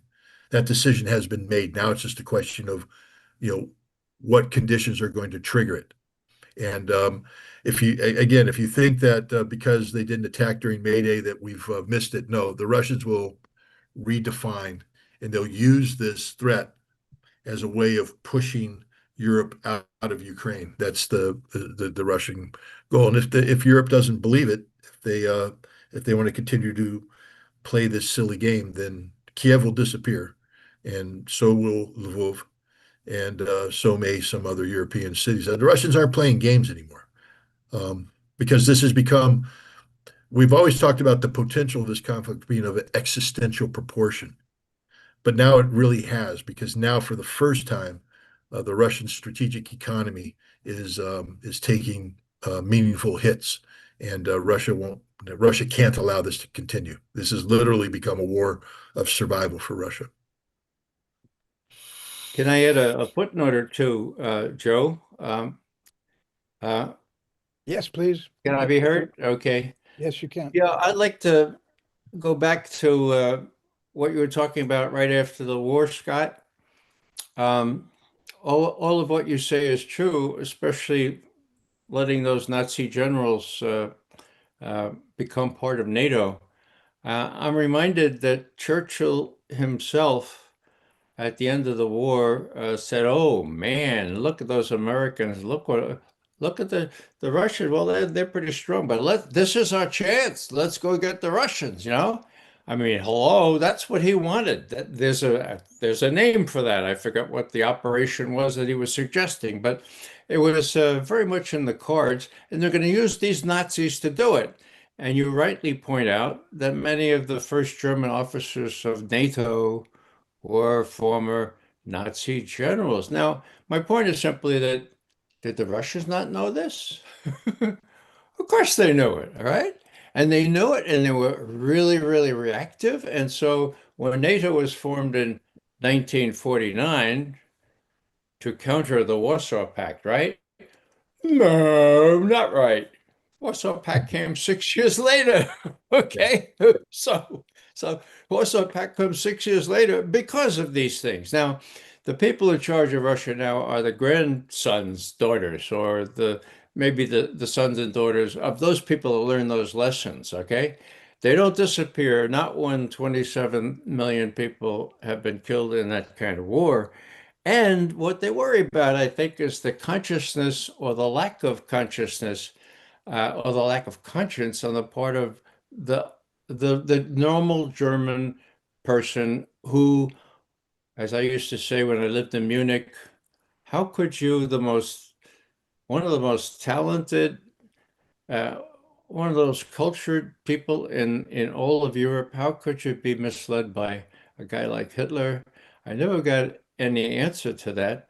And I'll just repeat one little vignette to show the lack of conscientiousness is the word. Okay, here I am in near Garmisch in Bavaria, and we were friendly with this elderly German couple, elderly by our standards in those days. So this is the 68 or so. And the uh, the husband, the father of the house, was a prisoner of war in Russia. And he went on and on. I saw how how the Russians were not nice to them. And the Russians mistreated them, you know. And it was awful. And finally said, so, what the hell were you doing in Russia? And my wife goes, oh, I said, oh, no, I mean, where were you in Russia? So it eased up a little, but my God, there was a total lack of, you know, and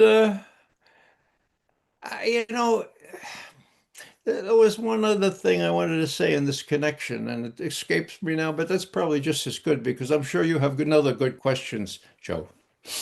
Well, let me just add to that observation. I lived in Germany in the 1970s and 80s. Um, and I remember in 1978, the Germans played the miniseries The Holocaust. And I mean, this was literally earth-shattering.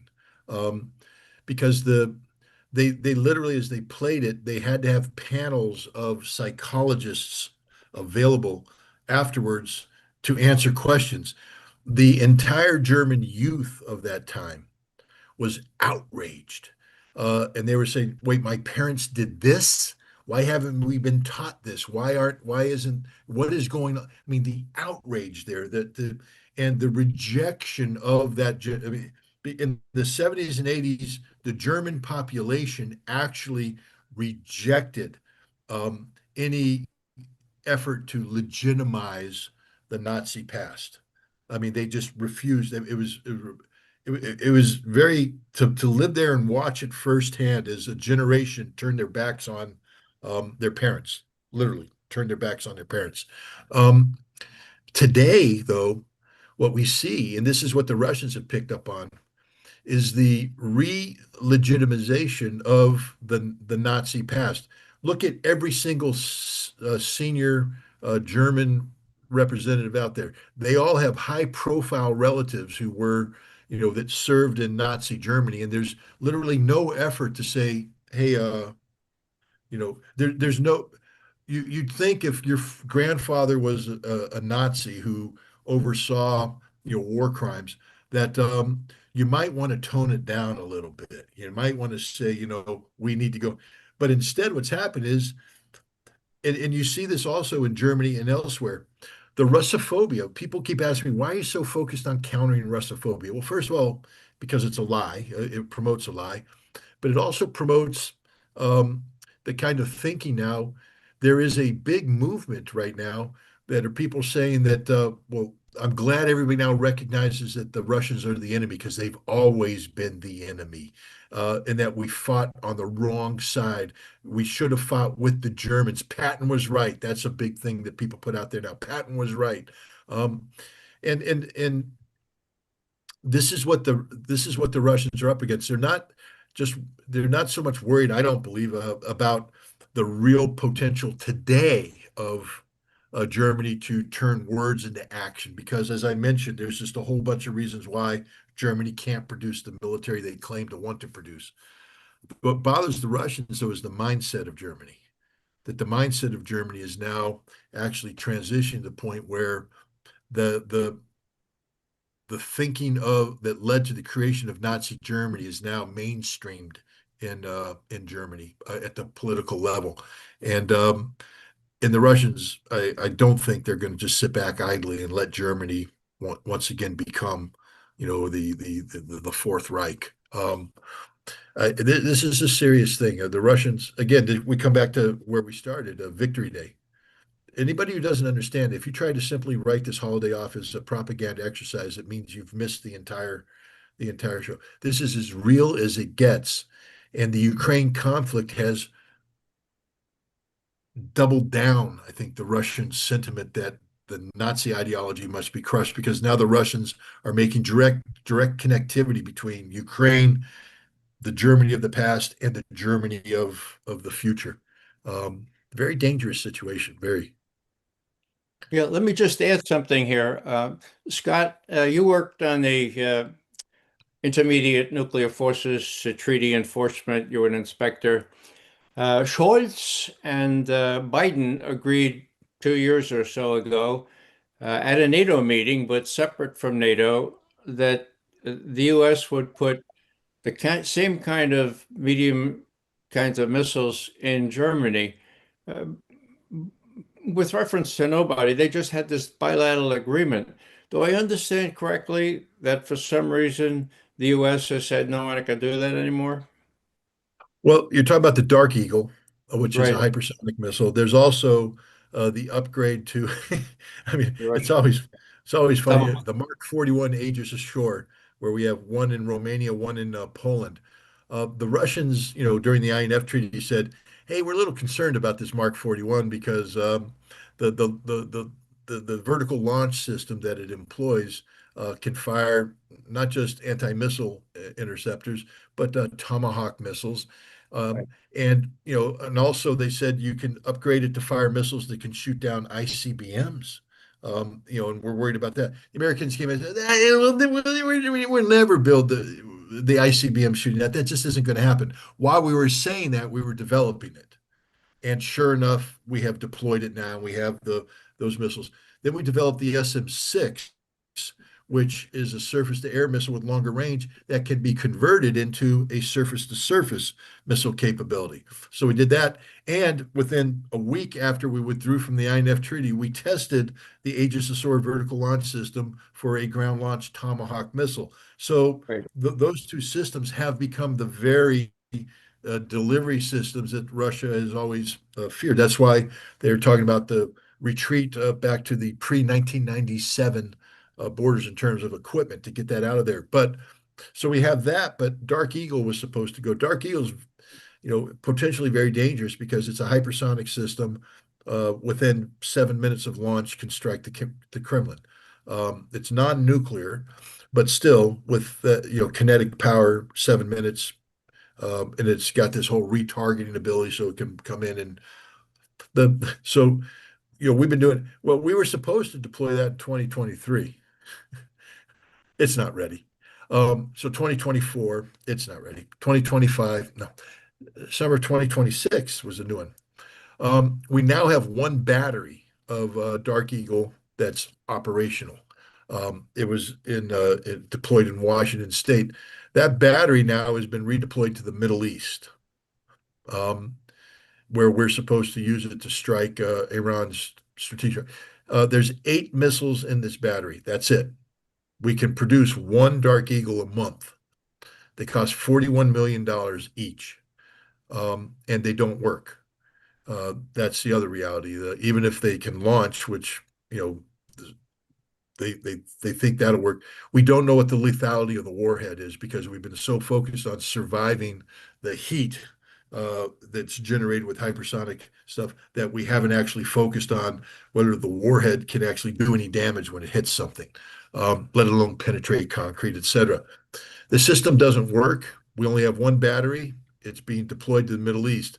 There will be no Dark Eagle deployment to Europe. Now, even if we wanted to, with relations with Germany the way they are right now, I don't see Dark Eagle going to Europe at all. I see that as an inherently destabilizing thing that it's something that the United States would probably seek to avoid if we're trying to make better relations with Russia. I think actually there was a formal announcement within the last 10 days that it's not going to happen, that the Pentagon has notified the Germans. And it was supposed to happen this year, right? I Yeah, think that's this summer, yeah, July, yeah. so. It could be, in addition to the inadequate characteristics of this missile, it could be that the Americans are saying to the Russians, okay, we had an INF treaty. This is really stupid to do this, so forget about it. The Schultz-Biden thing no longer obtains. Do you agree that that's a good step forward? Well, I agree that is, but again, I counter that by saying, but yet we're deploying other systems with that have tomahawks. So I think we don't have a coherent arms control policy right now. We don't have anything in the world of arms control. So while not deploying Dark Eagle is a good thing, we haven't resolved the issue. I mean, again, I just point out the Russians have Oreshnik. And if people don't understand how destabilizing Oreshnik is, because it gives Russia escalation control, because Russia now can ratchet into the strategic realm, but have non-nuclear capabilities that we can't match. Does it have a nuclear capability? Yes, I thought so. Okay. the Russians have declared it to have a nuclear capability. Yeah. Thanks. Sorry, Joe, you probably have 18 more questions for us. 17. Ich habe auch in Deutschland gelebt. I lived in the 1980s in Germany. And what I saw on TV there after that Holocaust series was Hogan's Heroes. And I understood the Germans were able to laugh at themselves at that point, but I don't know if that's still the case today. That was Operation Unthinkable, by the way, is the name of Churchill's idea Yeah. to to use the Nazis, the German army, to suddenly attack. Now, Truman disagreed with that, although he started the Cold War. I guess he preferred the Cold War to a hot war. But then Eisenhower then reconstituted the basically a Nazi state by rehabilitating all those Nazis. Why did that happen, Scott? Was that what happened? That Truman didn't want on Operation Unthinkable, but Eisenhower then rethought the unthinkable? Well, no, Operation Unthinkable actually was unfolding in, I mean, we're talking about the summer of 1945. And it was, it wasn't just unthinkable, it was undoable. It was a stupid idea.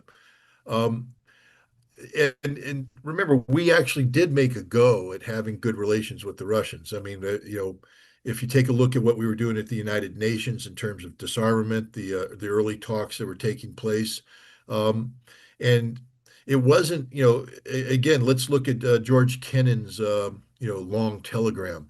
Um, that telegram was in response to a Department of Treasury inquiry into a speech given by Stalin, in which Stalin basically said, "We're not going to participate in the American-run Marshall Plan type reconstruction." Russia was saying, "We're not going to let the dollar come in and become dominant in Russia. We're not." So it was an economic question. It wasn't a question of Russia expanding divisions and everything, but that led to the long telegram, which led to a rethinking of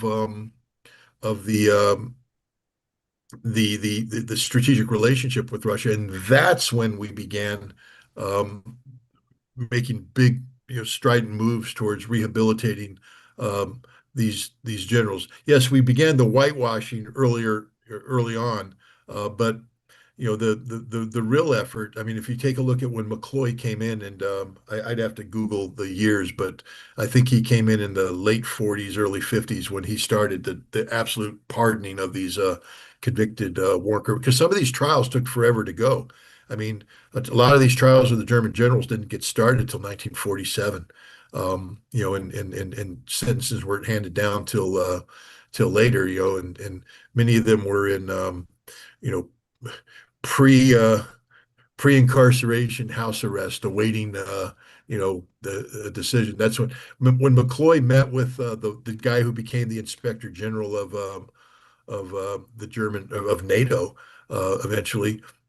He was a convicted war criminal when McCloy met him, but the guy had written a book about D-Day.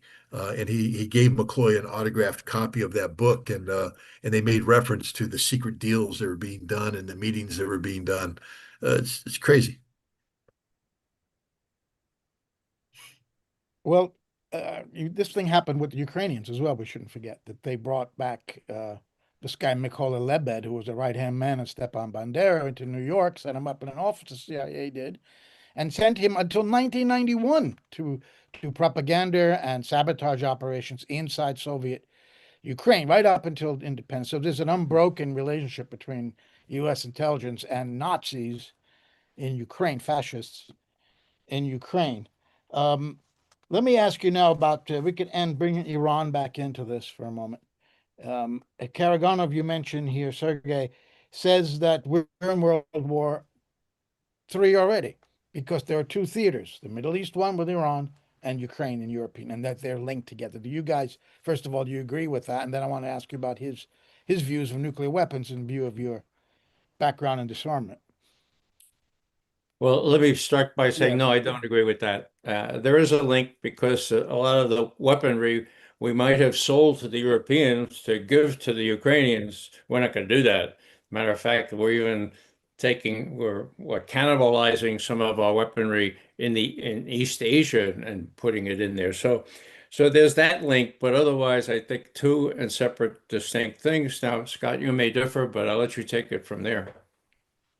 Well, I mean, I think from the American perspective, we don't make that linkage. We view them as two separate theories. The Russian perspective is far different.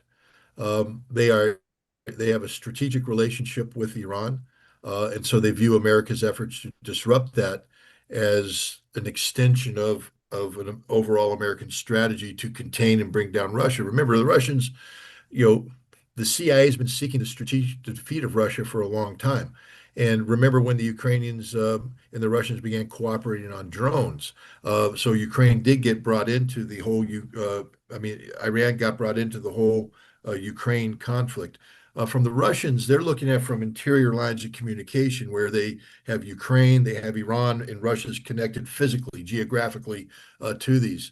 From the United States, I think we try to view it as the European theater and the Middle East theater, and they're totally separate and totally independent. But I would think from the Russian perspective, this is it's all linked because it's all designed to weaken Russia, and so Russia views it as a singularity, not two distinct entities. Mhm. Now, in view of what you said, Scott, about the Russian being prepared to hit Dusseldorf factory where they make drones, for example, um, Karagonov says that Russia needs to be prepared to use a nuclear weapon and that it's not something to be shy about. He wrote this week, it is high time to abandon the idiotic notion, which primarily benefits the Americans, that there could be no winners in a nuclear war and that the use of nuclear weapons would inevitably lead to an escalation on a global thermonuclear level. These claims contradict basic logic and concrete military plans. I repeat, God forbid that nuclear weapons are used, innocent people would die, and the myth that saved humanity, that any use of these weapons would lead to a general Armageddon, would shatter. But in a nuclear war, especially in densely populated and morally fragile Europe, one can win, even easily. But once again, God forbid. Do you agree with that, Scott?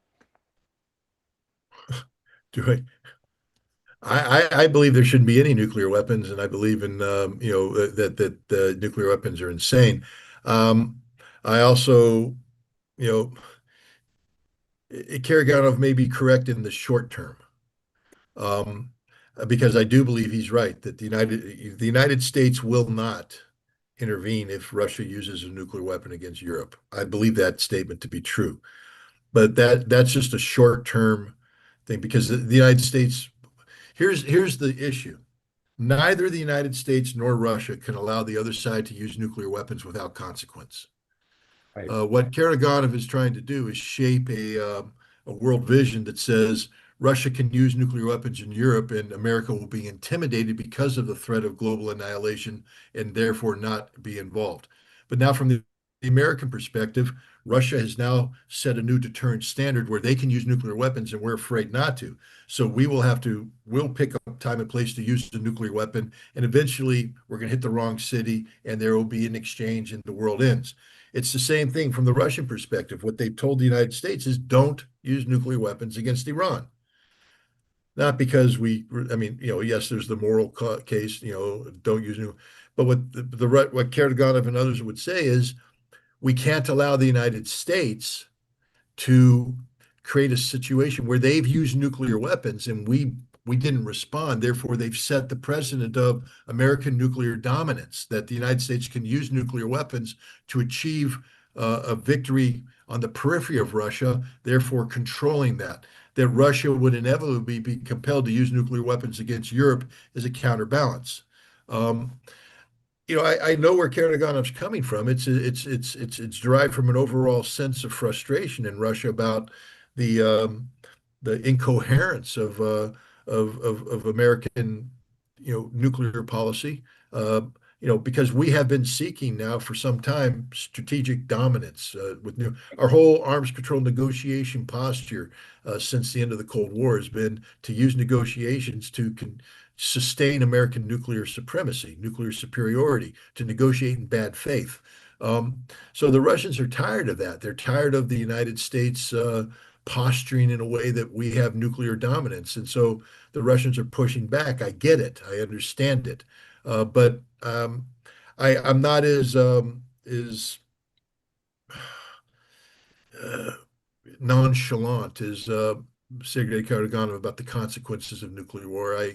Yes, it would be terrible for the people that it was used on, but I also think he's wrong because I do believe that once we start using nuclear weapons, the genie's out of the bottle, and whether it's a slow roll or a fast roll, the end result is the same every time: general nuclear exchange between the major nuclear powers and the termination of all life on the planet. And it's You a said gamble I'm before, not willing to take. I mean, yeah, you said this is the other reason why I reject who I have nothing but the highest respect for this guy, but I reject his notion because if he's wrong, we all die, and therefore I'm not willing to gamble humanity on Karaganov being wrong, and I believe he's wrong. Um, I think the better option is to go to nuclear zero, is rather than trying to legitimize these weapons, is to recognize their overall illegitimacy and to eliminate them. I'm a big fan of but in order to do that, the United States has to be a fair actor. We're not. We can't be trusted. I mean, that's when Sergei Lavrov says America's agreement incapable. It's not just about the little agreements. It means that Russia can't trust us with arms control agreements. So if they can't trust with an arms control agreement, that means they have to find another way to deal with a nuclear armed America, which is the Karaganov solution, which is going to kill us all. So America, heal thyself. We have to become a nation capable of having agreements. And right now we are literally agreement incapable. Yeah, you there's said a before actually Karaganov. A moment, Ray. You said before Scott that Karaganov has Putin's ear. Is he? What is he listening to? What is he hearing? Say again? You said that Putin listens to Karaganov. There's photographs of Karaganov sitting right next to Putin as Putin listens to him. Karaganov is a major player. He is a very influential strategic thinker, a man who has been an advisor to Vladimir Putin directly, and today has a very large support base amongst the military, amongst the political elite. So when he speaks, um, he doesn't speak for Putin, but he speaks in a way that Putin will, of course, listen. Yeah, I've seen the videos of Karaganov interviewing Putin. And on this issue, they have overtly disagreed, or at least Putin has kind of cautioned, well, wait a second. So it is really curious that Karaganov is the bad cop here, and his rhetoric makes sort of sense to a whole slew of people in Russia. But the way I look at it, Putin lets this happen. It's good to frighten people, but that Karaganov will not have the last word. I'd like to maybe cite something that you often cite, Scott, and I do too. It's John Kennedy's June 10, 1963 speech at American University, where he said a couple of things, and one of which comes home today with the Allied defeat of Germany. Kennedy said, look, unique among the major powers of the world, the United States and Russia have never been in war with each other. Major war he's talking about. Now, that was 10 months after the Cuban Missile Crisis. My God. So Kennedy and Khrushchev are still in the mindset of thinking, oh my God, what almost happened? Okay. And the next thing that Kennedy says in this incredible speech is the thing we have to avoid at all costs is to face another nuclear power with a choice between ignominious, or the word was humiliating retreat, or using those nuclear weapons. Now we had the Cold War, and then we had the post-Soviet Union period, and then we had Ukraine, and Ukraine was unique because here you had one nuclear power trying to weaken, defeat Russia, and Russia responds, and so you have a nuclear power, two nuclear powers, violating that rule and threatening each other between, almost bringing each other a choice between humiliating retreat or using nuclear weapons. Now, hopefully, it's not going to happen in Ukraine, but that should be the bedrock of U.S.-Russian relations. I go back to 1962. I was a second lieutenant in Benning when the Cuban Missile Crisis happened. We didn't have any weapons because they were all down in Key West. That's how close we came. So what I'm saying here is that today, watching Putin very, very, very closely, he's dead serious, and I think he's kind of both regretful that the United States has not sort of measured up to the promise that John Kennedy and others sort of gave. But I think he's still thinking, my God, this is the ultimate reality here. I have to prevent a nuclear war. And if that means treating the President of the United States with kid gloves, not confronting him with the kinds of Karaganov stuff, but giving him sort of ways out in Ukraine and in Iran. There are lots of ways that the Russians can facilitate, and they've said so. Scott can say chapter and verse on this, but with the enrichment problem, JCPOA, there were resolutions. And so all I'm saying is that it's a damn shame that we've come to this pass.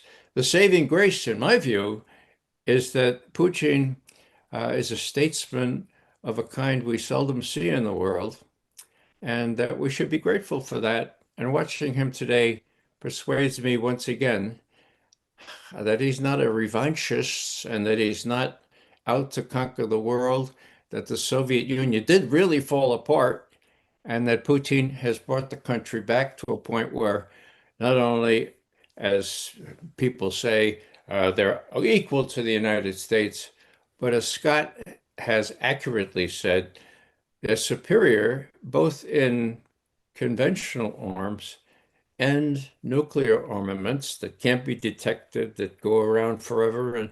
And not only that, but the Chinese. So it's 2 against 1. It's an earthquake in terms of relationships, balance of power 101.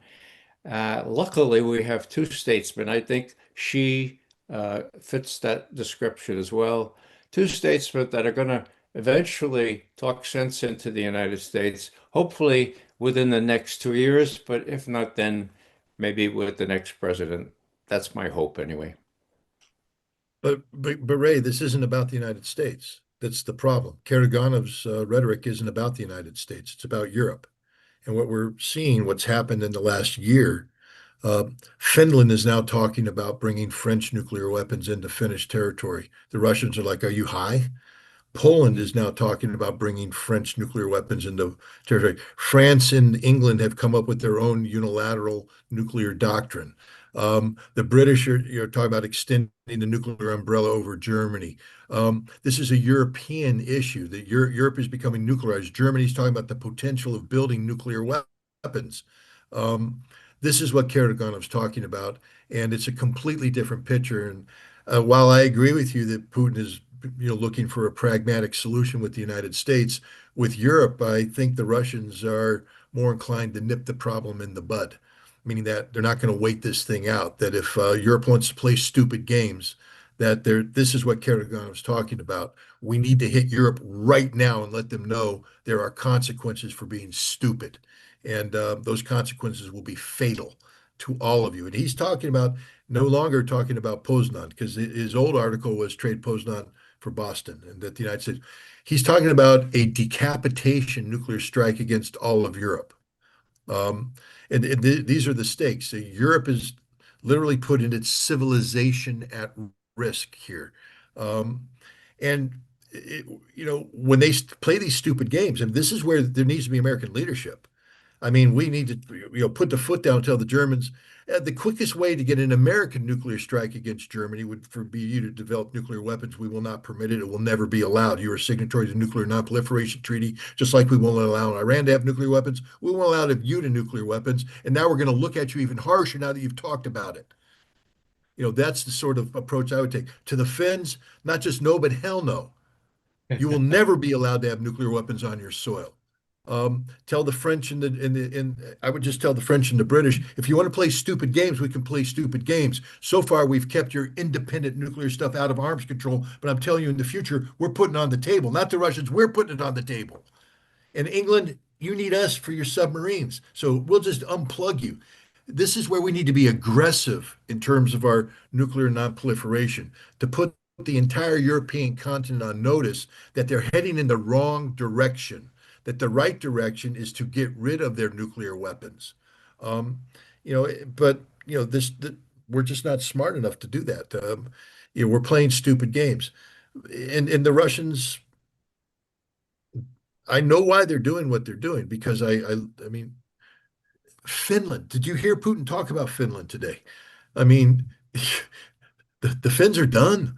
The other thing Putin said is, I mean, the big part of his speech in 1922, the Europeans thought Russia would be defeated within 6 months. The Finns, he said, joined NATO so that they could expand in and scoop up Russia. That they have, and he named the name of a river that the Finns are already looking to come into, implying that St. Petersburg and everything else was going to be part of Finland. Um, and what Putin is saying is that the Europeans were seeking the existential demise of Russia. Hmm. And so now you have the Europeans who were seeking that. They didn't get what they wanted. So now they're talking about building nuclear weapons and deploying nuclear weapons and presenting themselves as a nuclear threat to Russia. At least somebody in France today was smart enough to point out that Russia can expend 2% of its nuclear arsenal and eradicate the totality of France, Germany, and Great Britain. Um, and that's the reality, and that's the Karaganov approach. Russia will not lose anything from a strategic nuclear standpoint. And this is the real danger because if Germany tries to build nuclear weapons, they will be hit with nuclear weapons. That's about as guaranteed an outcome as one can see. Russia's not Why playing not? games anymore. Why not Oreshniks? Why not Burevestnik? Well, Bjervesnik is a Why, nuclear armed missile. It has a yeah, nuclear I mean warhead. Oreshniks. Yeah. Mhm. Well, In other Oreshnik words, to achieve, I mean, that could be part of the strategic escalation dominance that Russia has. But for an Oreshnik to have the destructive capacity, so far Russia's fired singles to send like a demonstration. But for Oreshnik to have the sustained destructive powers, I would imagine that you would see around 9 Oreshniks hitting Kiev. Um, and that would bring about the power. But that's now it's expensive. Now you're getting into big costs. But maybe that's what Russia do. But the Karagana perspective is if go big or go home. Um, and I honestly believe that the Russian Defense Ministry now is preparing because of the stupidity of the British and the French. You can't talk about deploying French nuclear forces, which they're saying, to Poland without suddenly turning Poland into a nuclear target. Right. So the Russians now have redone their entire targeting to deal with the potential of a hostile nuclear Europe. Um, and as you know, once you create a war plan, you're one step closer to executing the war plan. Prior to that, Russia didn't have nuclear war plans because Russia, as with Finland, there was no reason to come up with a nuclear war plan for a neutral Finland or a neutral Sweden. But now they're talking about, providing bases and forward deploying nuclear weapons, developing their own nuclear weapons. You've just made yourself a nuclear target. Mhm. Last thing here, if Putin left the scene, let's say he gets sick or he has a heart attack or somebody assassinates him, all bets are off, huh? In other words, Karaganov may have Medvedev in his back pocket or other Well, people the who could. Constitution, I mean, there's a constitutional chain of command that on transfer of power. So Medvedev won't be the president. He's a deputy of the National Security Council. Right. The prime minister would become the interim president. Then there would be elections that would be held. There's a senior advisory body that's in addition to the national security body that would advise the president. But that's a big question right now because you create a situation where right now you have the strength of Putin, 25 years of experience ruling a country, the confidence of everybody. If you eliminate him precipitously and he hasn't adequately prepared the body politic, um, you run the risk of the same risk that James Madison warned us about here in the United States of factionalism. And the Karaganov faction could become the dominant faction, and then Mhm. that's the end of. That's why, again, I mean, Sergei Karaganov might be watching this. Sorry, Sergei, I'm not picking on you, pal, but this is why I do what I do. My job to go to Russia is to work to provide an antidote to Russophobia so America stops posturing itself in a hostile manner against Russia because I need to disenfranchise the Sergei Karaganovs of the world. I need to create not just a theoretical alternative reality, but a real alternative reality that undermines the arguments they make for aggressive posturing against Europe and the United States. This isn't an academic exercise, it's strategic posturing. Now, who the hell am I to do that? I don't know, just a concerned American citizen. But that's the goal, that's the objective, because if we just sit back and do nothing, um, we have a situation that's growing out of control. We talked about Donald Trump and how Putin is reaching out to Trump, but what I keep telling the Russians is that that's superficial. You used, I think, you spoke derisively of Fiona Hill, as you should, and all the others, but the Russian narrative in the United States is driven by anti-Putin forces, by anti-Russian forces, then it has an impact on the American psyche, um, on how we view Russia. This has to be undone. This has to be unraveled. We have to train the American people to view Russia as a friend, if not an ally, at least a friend, as a nation that doesn't pose an existential threat to us, a nation that we can work with and peacefully cooperate with. And if we can do that, then there's no reason for Sergei Karaganovs of the world to talk about preemptive nuclear strike and all this. But if we don't do that, if we continue to posture the way we do, we just legitimize that thinking. And it's very difficult for me to go to Russia and counter that because I'm viewed as pie in the sky and he's viewed as harsh reality. We need America to actually give people like me and you and Joe some cards to play with here. You know, beyond, Well, you know, go ahead. somebody gave me a card to play with, and that was Oliver Stone. Yeah. You mentioned that I was there last year. I remember you taking a, a, a, a photo of the parade where I was sitting right right under the Speaker of the House, the head of the Senate, the head of the church, and Medvedev. It is a, yeah, who's there with McGovern?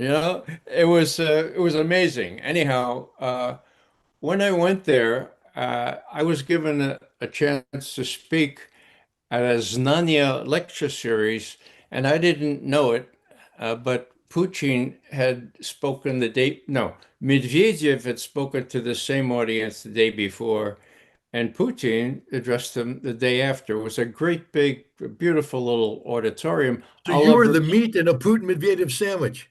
that was, well, not only I, but Oliver Stone with dressing, okay? Oliver spoke first. The special And then I sauce. spoke second. This 6 days before the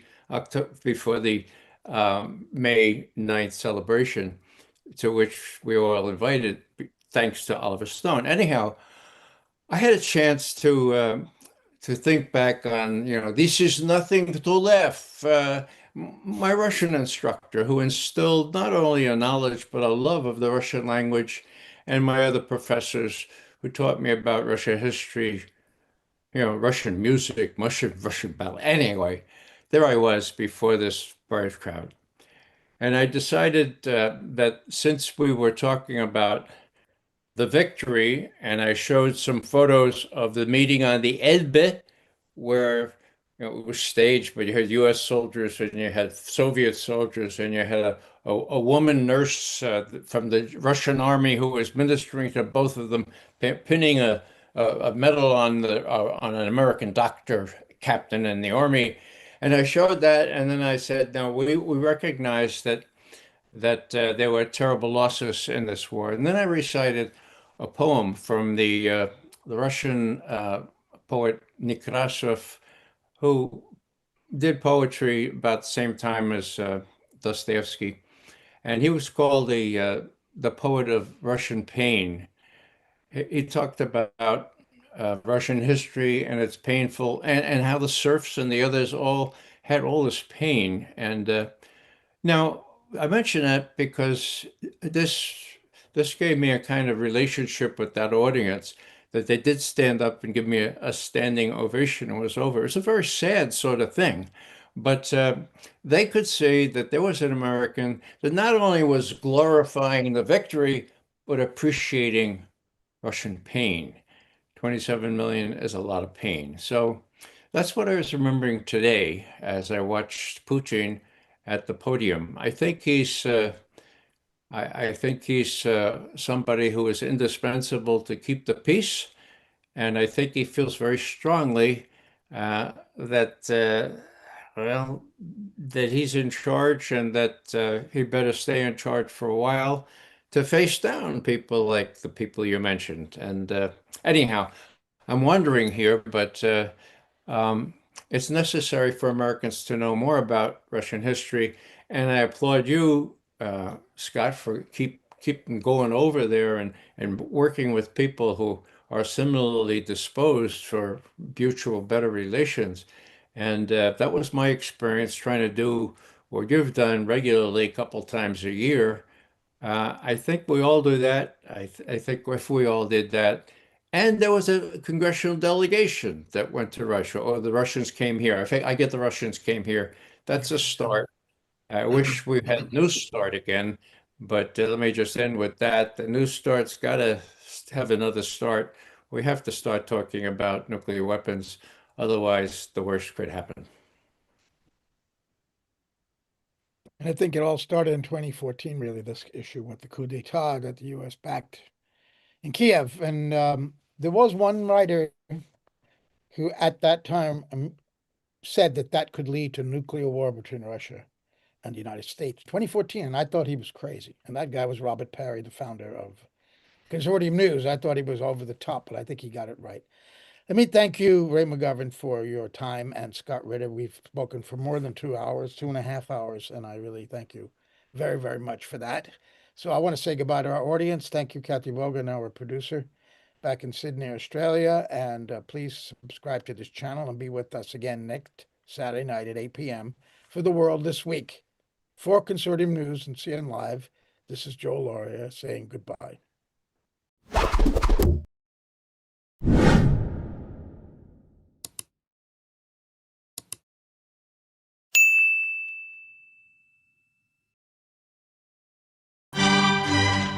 Get out your notebook. There's more. If you are a consumer of independent news, then the first place you should be going to is Consortium News, and please do try to support them when you can. It doesn't have its articles behind a paywall. It's free for everyone. It's one of the best news sites out there, and it's been in the business of independent journalism and adversarial independent journalism for over 2 decades. I hope that with the public's continuing support of Consortium News, it will continue for a very long time to come. Thank you so much.